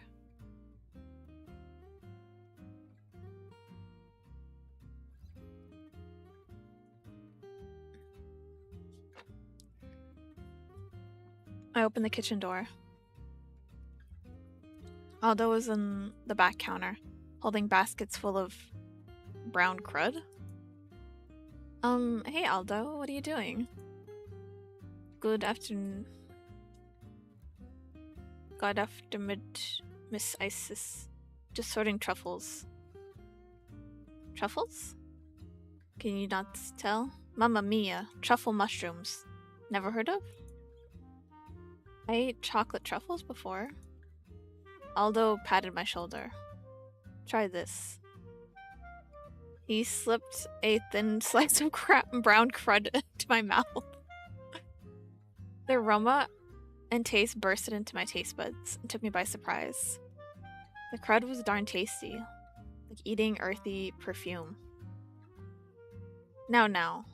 I'm sorting the Chinese truffles from the Italian. Throw the Chinese away, please. They're just trash. If you can please prepare these truffles for me, that would be lovelies. Good luck. Brr, it's chilly. The night has strangely daunting atmosphere.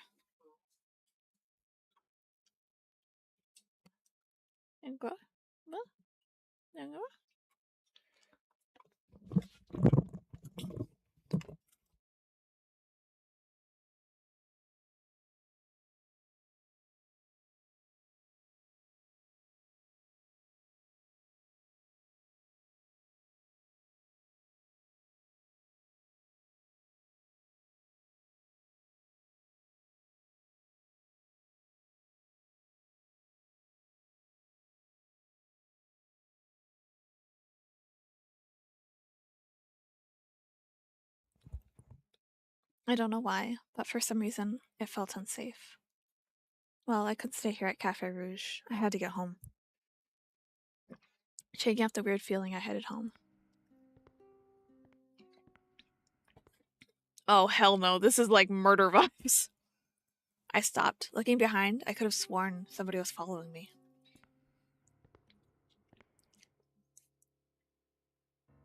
The echoes of footsteps were not my own.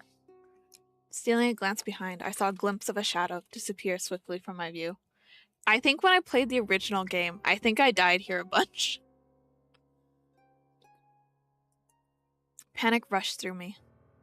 I sped up my pace.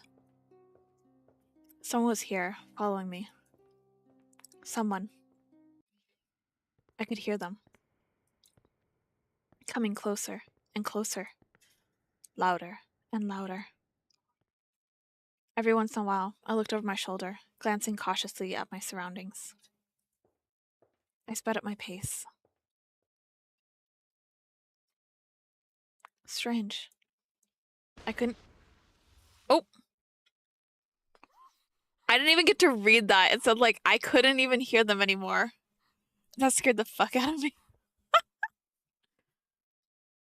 Oof, oof. The hand covered my mouth completely. In my quick thinking, I jerked my knee up behind me. I hit him square in the nuts. He recoiled in pain, releasing me.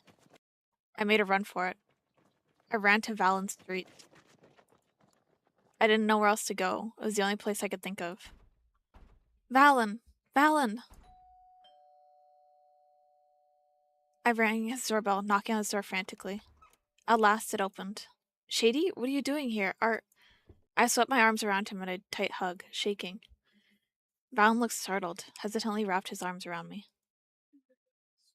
It's okay. It's okay. No, someone's following me. What? Miss Michaels stepped into the light, her shadow towering over the both of us. Her...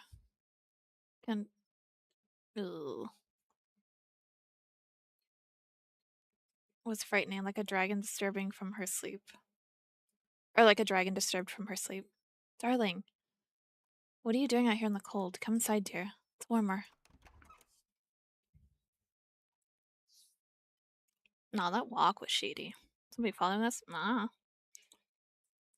And that's how you ended up here? Yeah. Holding the cup of hot cocoa in my hands, I took little sips now and then. Miss Michaels left a minute. I came in, saying she'll be back in just a minute or two. But it's been an hour already. I wonder when she'll be back, or even why she went out.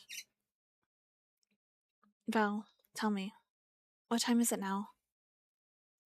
Pretty late. 11-ish at night. Darn, I don't have enough time to finish my homework. We waited for a while with Val trying to comfort me, playing tennis on the Z-box with him. Then the door opened. I'm home, my children. Back already? Miss Michael shot her son a fiendish look. Val sighed, tightening his grip on my hand.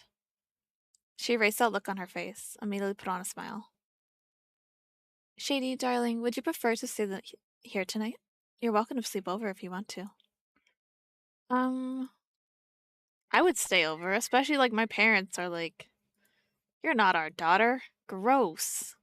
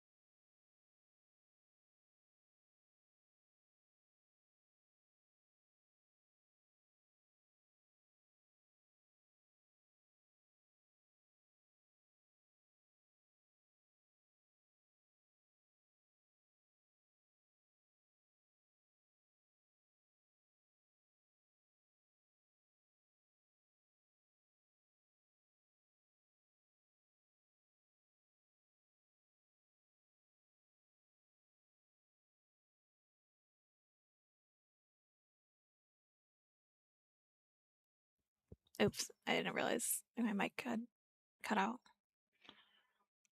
She said no more. Valen headed downstairs just after, carrying a blanket and pillow in hand. Here's everything. Sorry, Valen. I think it's best I just head home now. Absolutely not. Why would we head home when there were clearly like 3 people from her phone call that were out to get us, like organized? We're just gonna be like, okay, we're heading home. What is wrong with us? What? You're not gonna stay? No, I think it's best I go. Let me walk you home. No! He stepped back, surprised by my yelling. Concern was on his face. He watched me with worried eyes. I'll be fine, by myself. Really. I just really feel better now if I go home. Now.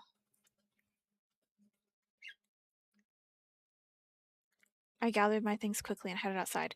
Honestly, like, she just got attacked. And clearly, like, the Miss Michaels was like, oh, there was like 3 people organized out together, blah, blah. Like, it was a random thing. And we're like, man, we're so freaked out. We're gonna go home to our parents that really don't care about us anymore. And we're not gonna even let Valen walk us home. We're just like, bye. I gathered my things quickly and headed outside. Valen followed me out. Shady, please, let me walk you home. Sigh, he wouldn't let me go home alone, would he? As a good friend should. Like, what the fuck? You were just attacked. Scratching my noggin, I suddenly thought of something. Grabbing his jacket collar, I pulled his face towards me, planted a kiss on his cheek. I'll be fine, Val. Really. Valen stood, dumbstruck, completely flustered. She hit him with the quick one, then she's gonna run. Quickly, I left, making my way home. Hit him with the, what's that over there?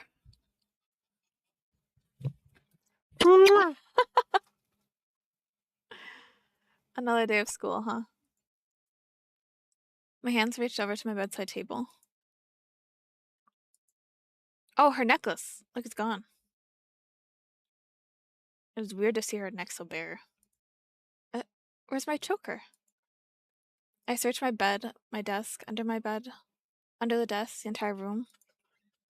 This can't be happening. Where is my heart pendant? Did I leave it at the cafe? Whatever I dropped it last night while running? I crawled out from under my bed, only to hit myself hard against the wood piece of furniture. Ow.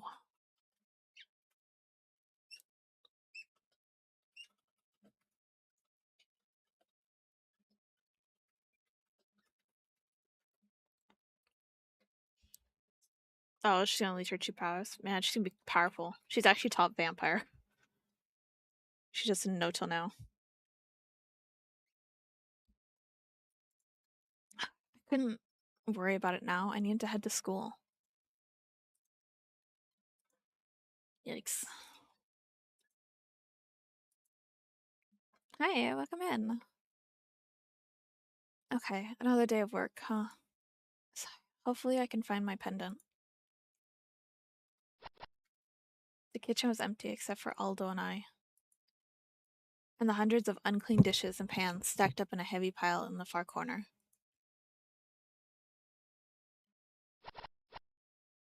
Maybe we should clean up.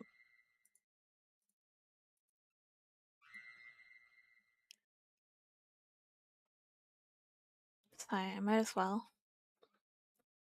Slipping on my apron, I got ready to scrub. Except, where was the sponge? Come on, Arrow. Just a little bit. One more round. No, can you just leave me alone, Damien? You always do this. Can't you see I'm busy? Jesus, we've been through this already. The 2 men came in, knocking over the pile of dishes and pans, and everything came tumbling down on me. I ducked my head, closing my eyes. One huge pan hit my back, and one bumped into my head. Ha, fine, we'll put it on my tab. You still owe me $50 though, from that other time. Gambling? I shoved the pile of dirty dishes debris off me, shooting a glare at the main culprit. Damien continued to laugh till he caught my eye. Oh, hi, didn't see you there. I don't know if any of these are good options, talking back or giving the cold shoulder. I'm gonna just give him the cold shoulder. I don't know. He's been weird around me. This is a vampire story. We work in a cafe with vampires. We're the only human here. I pursed my lips, ignoring him. Damien walked off, leaving through the back door to the stairwell. See, I thought about sassing him, but also he's like our boss. Or at least like the manager. Moments later, the kitchen door creaked open. Diane stepped inside. Can anyone give me a hand on stage? Just one person's enough. I eagerly volunteered. I can. Thank you, darling. Oh, yeah. I think it was a lose-lose situation. Either ignore him or like sassing him.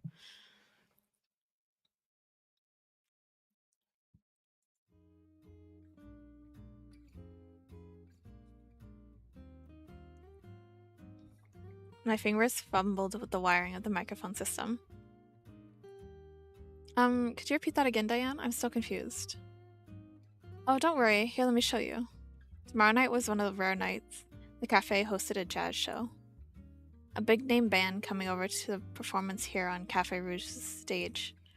Diane wanted me to help her set up the electrical equipment. There. Perfect. Testing, testing.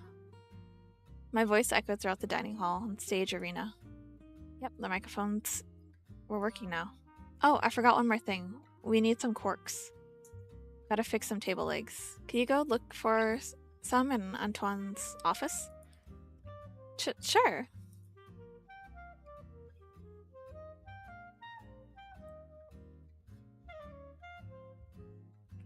Or maybe Chris has some too at the bar. Give me a second, I need to take a few drinks of my water. I have to be good about this.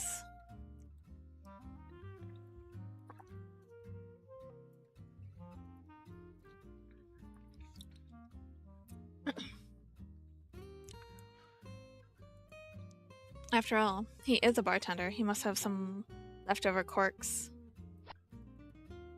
from all the wine bottles he's opened. Oh, thank you so much. Thanks for stopping in. I appreciate it. Have a good rest of your night or day.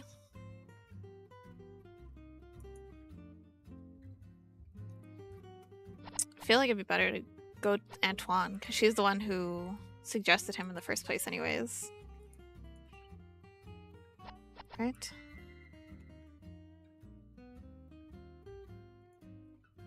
Yeah, if she suggested Antoine, I'm gonna go for Antoine.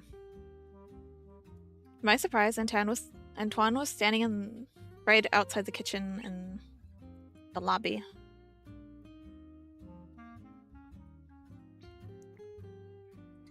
Hello again, Miss Wicked. Hello. Diane wanted to know if you had any corks. He raised a brow. Corks? No, I don't think I have any of the sort. Oh, alright. I have to go back empty-handed then. Speaking of which, what was he doing out here in the lobby? Sorry for the bother. I'll be on my way then. He chuckled, heading toward the kitchen. Not at all, actually. The kitchen door shut with a definite thud.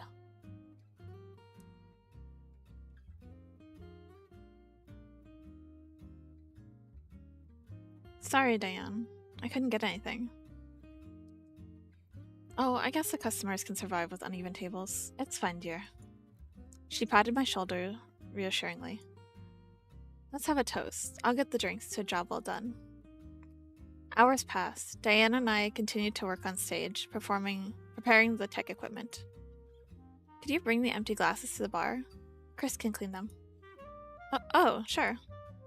What if Chris wasn't there? Well, maybe I'll just leave them there and let him deal with it tomorrow.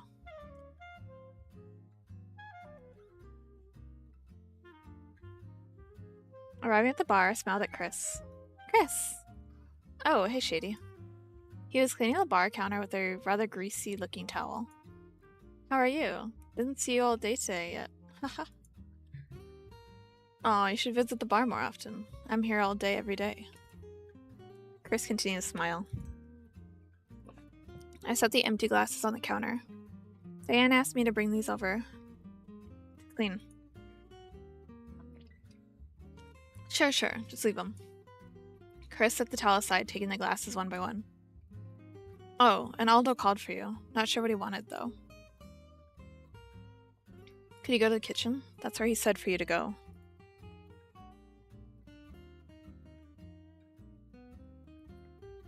Oh, okay. As I walked away, I couldn't help but look back. Chris always had my back. On my way to the kitchen, I waved my hands to my two coworkers. Hi, Diane. Adeline. Hello again, Shady. Did you drop off the glasses? Yep, and now Aldo needs me. Oh, pish posh, you're always in the kitchen. I'll go help Aldo instead. Oh, it's really okay, Adeline. I'd be glad to. Nonsense. By all means, let me help. You should help Diane with the tables. I heard you've been a huge help. Patting my head, Adeline smiled as she walked off. She really is such a sweetheart, isn't she?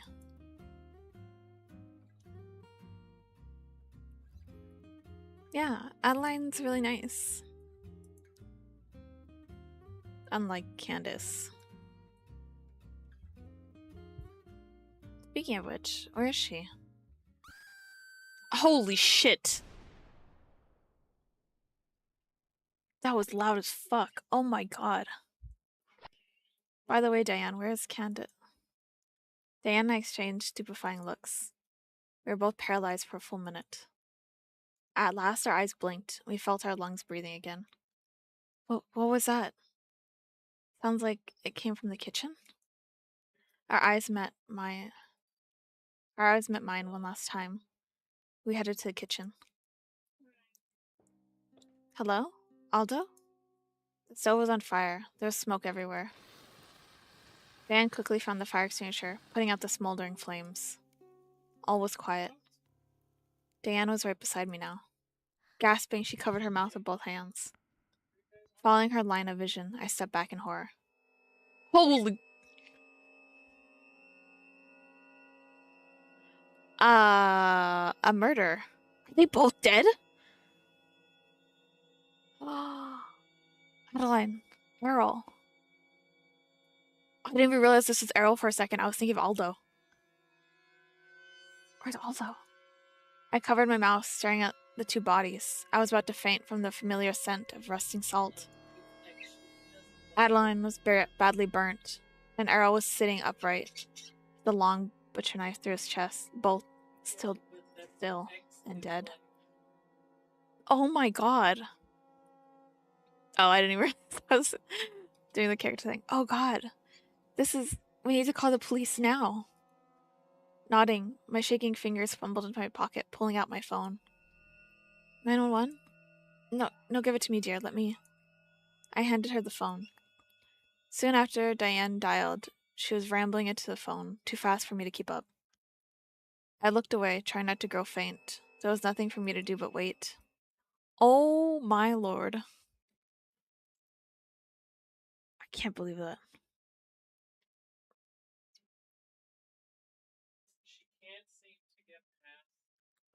So, everyone was gathered in the dining hall.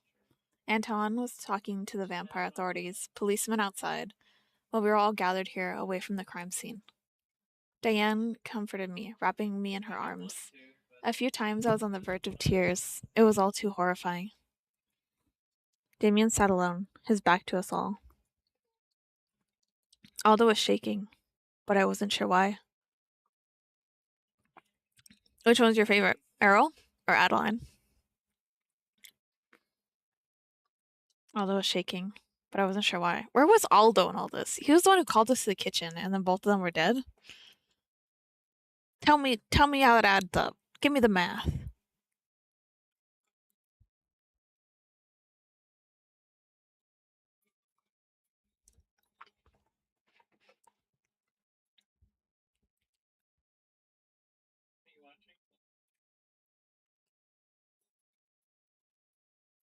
Aww.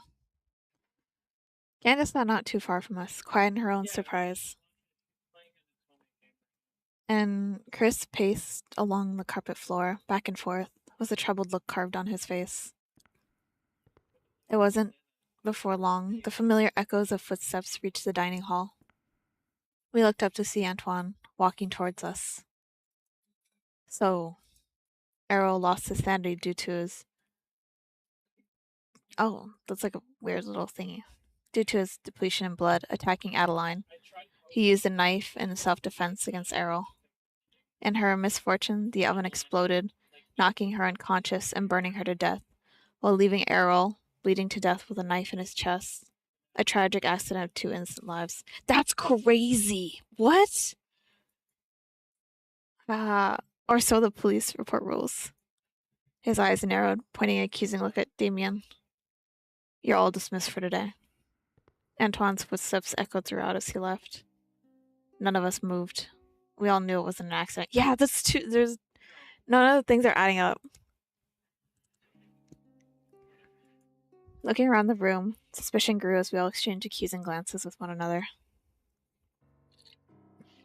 Someone here was a murderer, and that someone was here today at this cafe. But who? And why? I was so shaken, and the cold night air didn't help.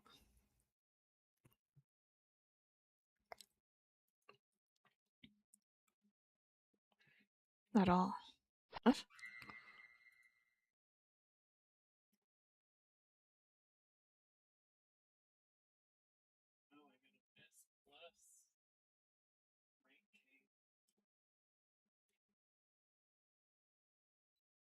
Yeah, I wouldn't be surprised if it was the people that attacked me. That I was supposed to head to the kitchen. They ran to those two instead. There was one person I wanted to hear his voice. I was searching through my recent calls list for his name right now. Hello? Shady? Hey, Val. Hey, Shady, what's up? Did you finish your shift? No words came out of my mouth. Hello? Shady? Yeah, I'm still here. My lips quivered and the tears suddenly poured from my eyes out of control. Val could probably hear my sniffling. Shady, what's wrong? Tell me what's wrong. Don't be a crybaby now. What happened? It's nothing. It's just something scared me. Take deep breaths. Take deep breaths. I can't understand you, Shady. Just keep breathing. I'm here, okay? Aw, they're so sweet together. I nodded, though you couldn't see me nod. You want to come over? Talk about it? Hell yeah, I want to go over. Sniffling, I nodded. Yeah, that'd be great. Okay, I'll be waiting. Shady? I love... Just breathe, stop crying. He almost said it. Just breathe, stop crying. He ended the call. Wiping my eyes, I took a deep breath, calming down.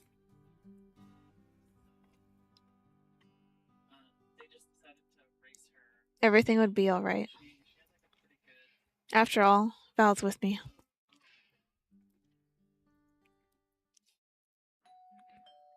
Oh, see, I got scared her walking here. I thought she was gonna be attacked again. I was like, I thought she was gonna call and be like, can you walk me home or something? The doorbell rang loudly. Val opened the door. Shady. I smiled. He smiled. Can I come in? He took my hand, dragging me inside. Ha! Oh god, look at his head. Ha! Ha ha ha. We were veg on the couch watching TV, comedy sketches on Sunday Night Live. Val suggested it to cheer me up. Soon the commercials came.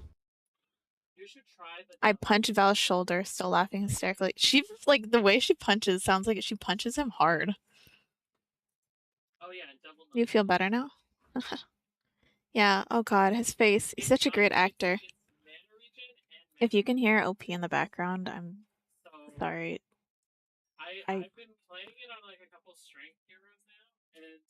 I'm seeing like the volume thing. I want to get something that'll help with the sound. Because we're in the same room when I stream. So maybe I'll get something to help with the sound. And a great comedian. Haha. Laughing, we turned to face each other. Our eyes met again. Soon the laughter died, but even as the commercials ended, we still didn't phase. His eyes looked as deep as the ocean, and his skin is so peachy pale. He was beautiful. He is beautiful. I love his whole look. Black and pink was like my stuff when I was younger. It was like so good. Thanks, I appreciate the reassurance. I always get a little bit antsy when I see my mic spiking up on things. We leaned our faces closer, lips inches away. Damn your phone. What? Was that his phone? Sorry, let me get that. My head dropped, disappointed. It felt so awkward now, sitting there talking, hearing him talk into his phone. Somehow I felt unwanted. Um, I began gathering my stuff. It was time to go. What? Shady. He had to take a phone call, girl. I feel like sometimes we're a little too dramatic. He suddenly grabbed my arm. It's getting late, but thanks for letting me stay. But I need to go home.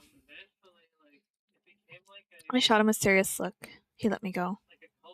I gathered up all my things, heading out the door.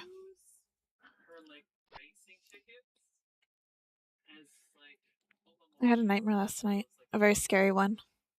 I couldn't remember what it was about, but it left my chest with a heavy ache. School ended, but I know where I needed to go, but I really didn't want to. Was it fear? Was it my cowardice? Well, I couldn't run forever.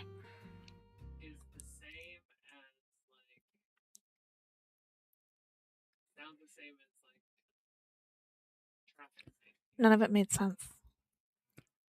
Adeline and Arrow were just two everyday employees, with the exception of being vampires working at the cafe. It's been 3 hours. I'm doing okay. I'm pretty hooked on like the story right now, but I know there's like a lot to the story, and especially like different endings, I believe. So right now I'm gonna keep going. Especially like I don't want to leave on like just having that incident happen. So I'm gonna keep it going for right now.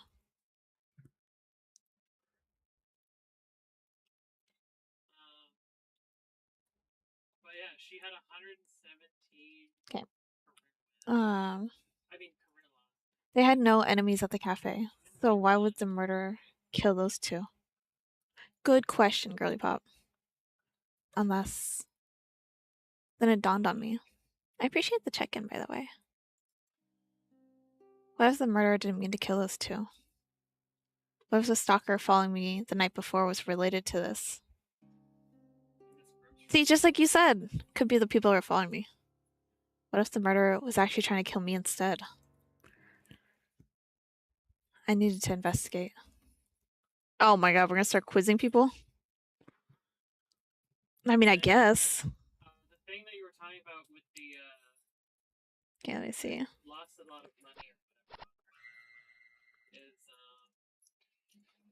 Diane was with us. I'd be more curious talking to Aldo. Because Aldo was the one who called us to the kitchen originally. I should talk with Aldo last. He might give me something that'll take up the majority of my time in the kitchen. Oh! Okay, so Aldo has to be last. We'll talk to people in the least to most suspicious, I guess. Diane was with us, so I don't think she would have anything to say. Hi, Diane. Hello, dear. Her face was grim and gloomy. She was probably still mourning. Diane, where were the other people during the accident? You were with me, but do you have any idea? I'm not sure. Aldo acted strangely. He's always in the kitchen, yet yesterday he was gone. Errol was at Antoine's office, and since the kitchen is connected to the cafe, well, it's just so terrible. Those two were barely a century old. They had so much ahead of them, those young vampires.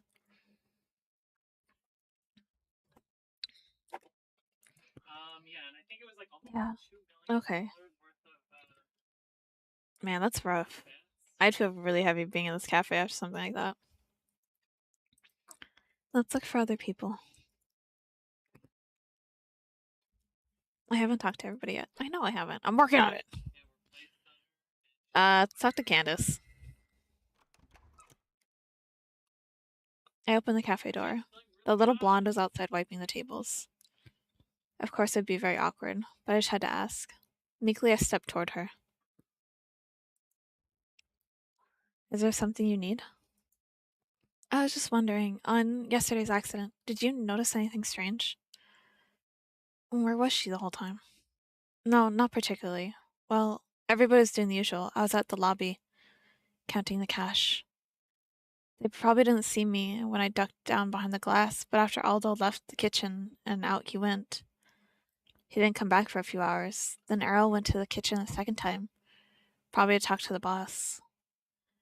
But then Aldo came back in, and he was holding some sort of bundle, like a small blanket bundle. What about Damien? She pricked up her brows at my question. Damien is innocent. I'm almost positive that he's not involved in any of this. I didn't see him all day, but I didn't see Diane or Chris either. But how can you be sure? Well, I'm not. I just know. Candace turned her back to me, not saying any more.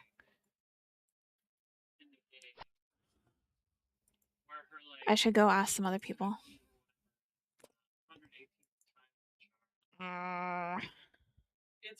Chris or Damien? Let's go talk to Damien.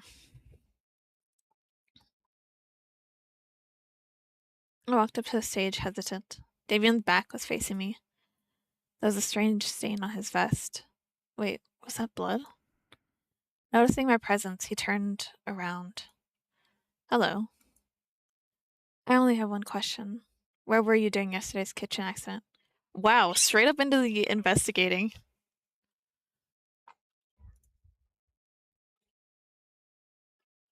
He stared at me, appalled. You think I did it? Who else would? You obviously don't like me.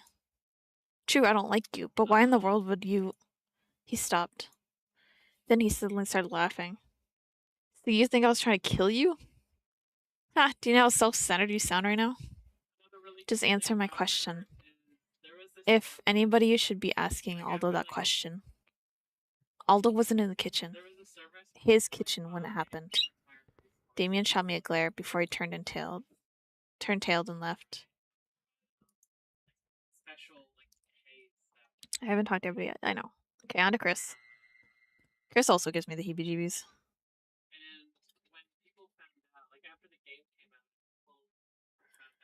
Chris? I entered the empty room. Nobody was there, and I was all alone. Nothing seemed out of the ordinary, except for the smell of something very greasy. Shady. Hey, sorry, was at the restroom. He walked over behind the bar. What can I do to help you?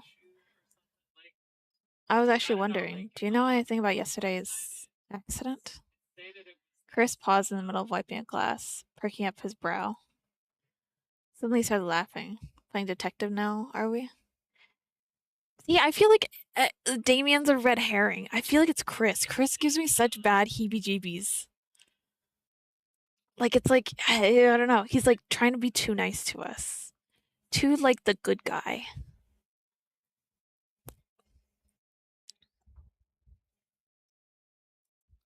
Well, I'm just trying to help. I'll tell you what I'll tell you what I know. The last person Errol was seen with Damien. She seemed to have a fight over some sport betting on a football game. If you ask me, this isn't the first time Damien got upset over his gambling antics. See, I feel like Damien's a red herring. Like everything's like trying to point to him. As for Adeline, well, I'm not too sure on what happened with her. Aldo must have had another oven malfunction. Her death might even have been the real accident. Hmm. Alright then. Of course, Damien seems a likely suspect. The only... He never really liked me, so what if he tried to... I should go ask other people. I haven't talked to everybody yet. On to Aldo.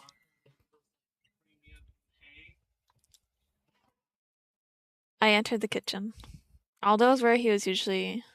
Aldo was where he usually was, and the bloody scene from yesterday gone, cleaned up spotless. Laura Machete.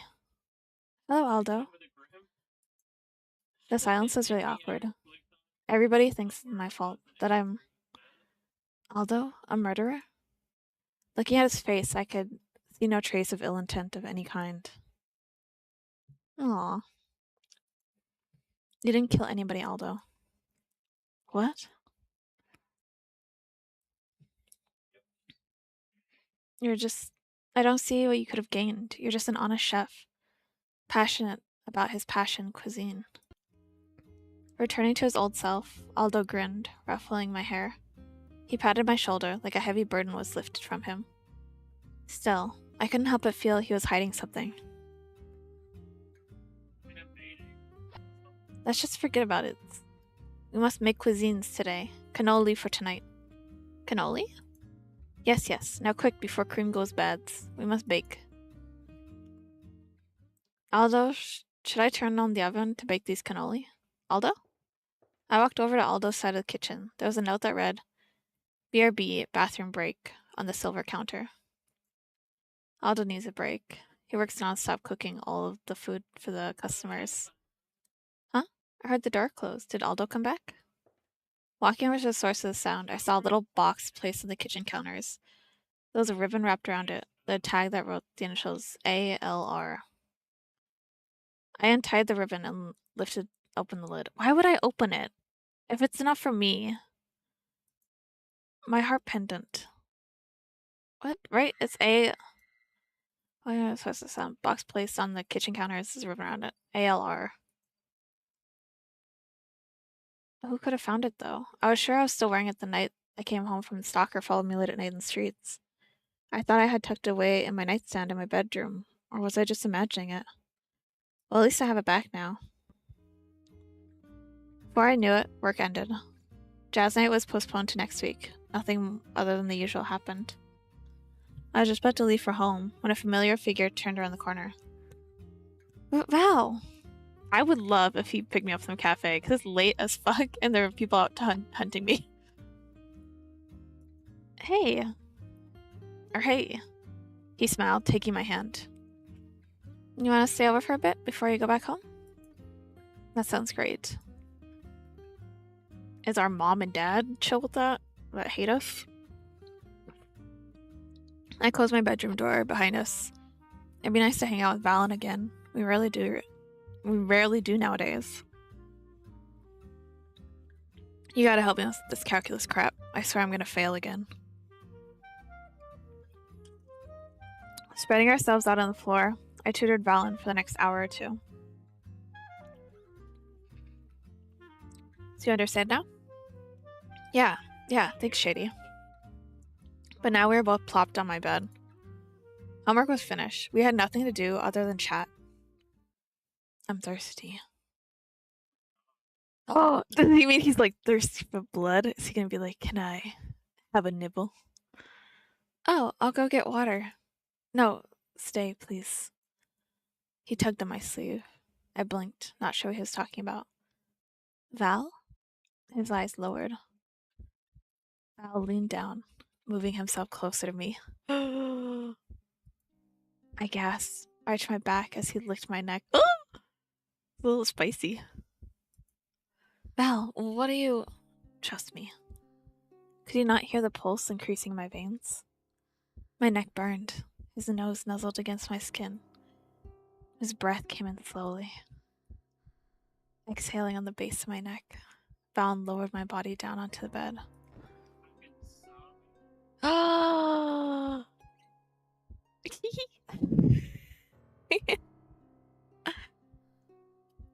Don't move.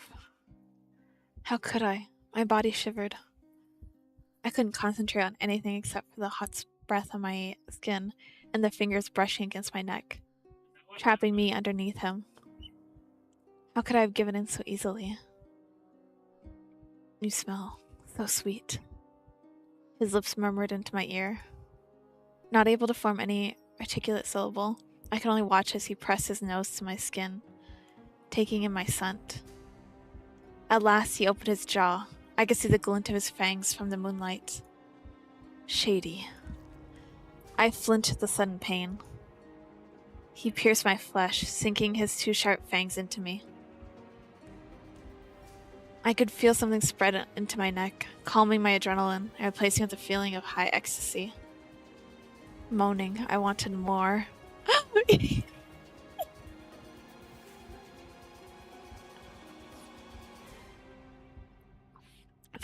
Val, more. At my words, Valen grabbed my hand. He indulged himself, lifting up my neck with his other hand. I could feel the tip of his tongue as it brushed lightly against my skin. It felt so wonderful.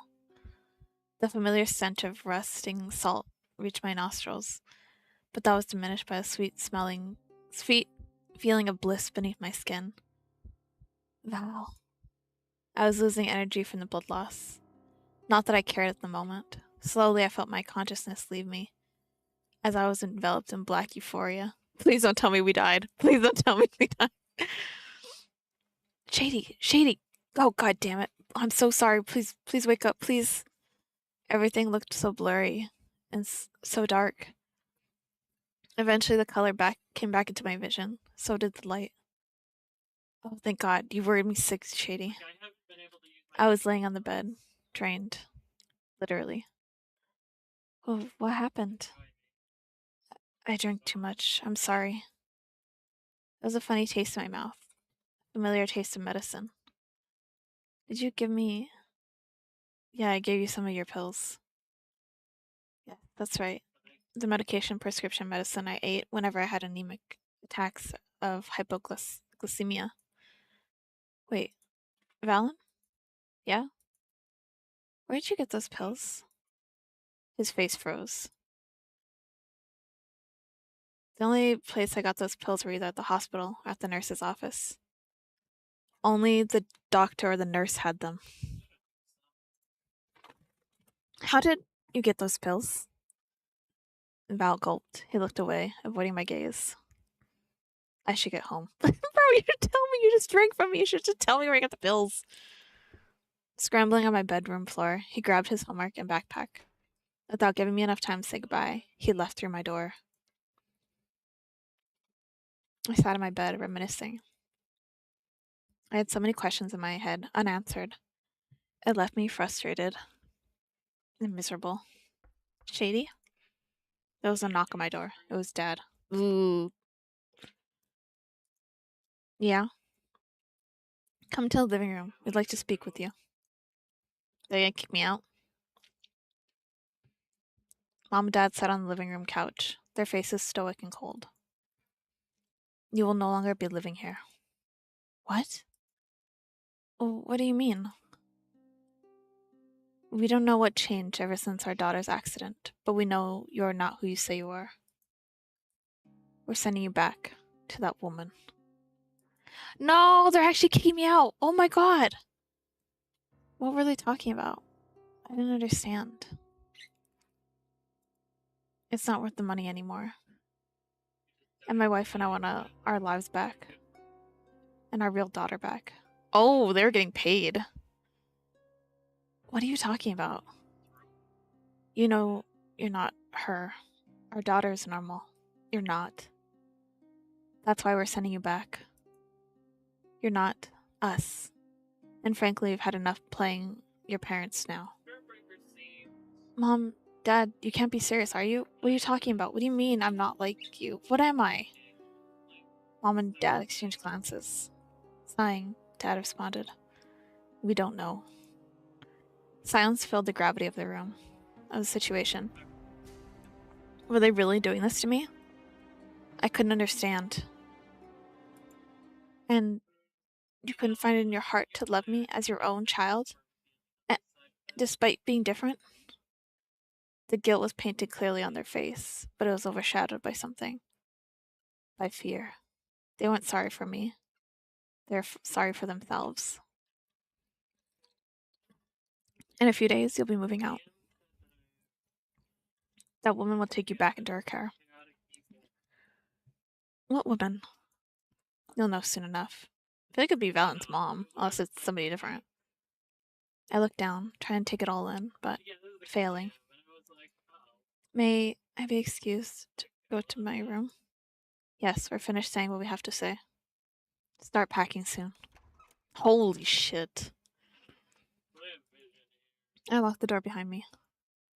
Alone, I ran to my bed. I cried silent tears. Please let this be a nightmare, but no matter how much I wished, I couldn't wake up from this horrible reality.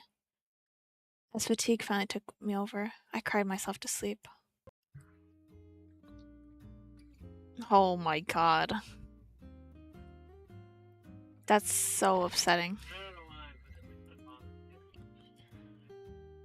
Okay, I think I have to call it here for now. My throat is actually hurting. I didn't think this would take so much out of me. I've read a lot before, but I think since it's been a while since I actually did like an Otome story game. It just hurt my throat more than I thought.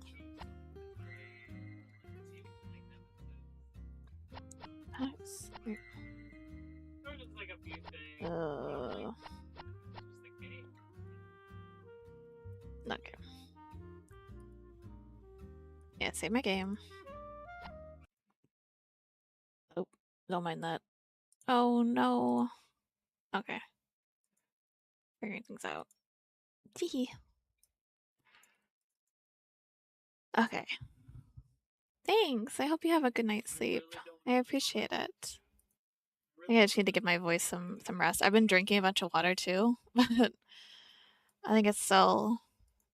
I need to actually rest it. Maybe I'll have some honey and tea. But I was happy to be here and to read this. Tomorrow we're gonna be doing Dota. I'll actually be having a little bit of adult beverage while we have play some Dota, and then I'll be having a new redeem. It'll be available on the Twitch side. Because I do multi-stream. I do multi-stream to YouTube and Twitch. That you guys can redeem a wheel that I'll have up, and then you can get to know me a little bit better. I have lots of different choices on it. I think I'll have a second wheel as well. But yeah, I'm excited for tomorrow. If anything, it'll just be a fun day, and I'm excited to be there. So thanks so much for being here, guys. And I can't wait to see you guys next time.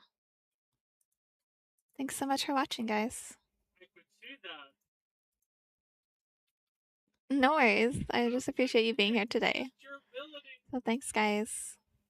And have a good rest of your night or day. Thanks so much for watching. Bye, guys. Bye, bye, bye. I'll see you guys next time.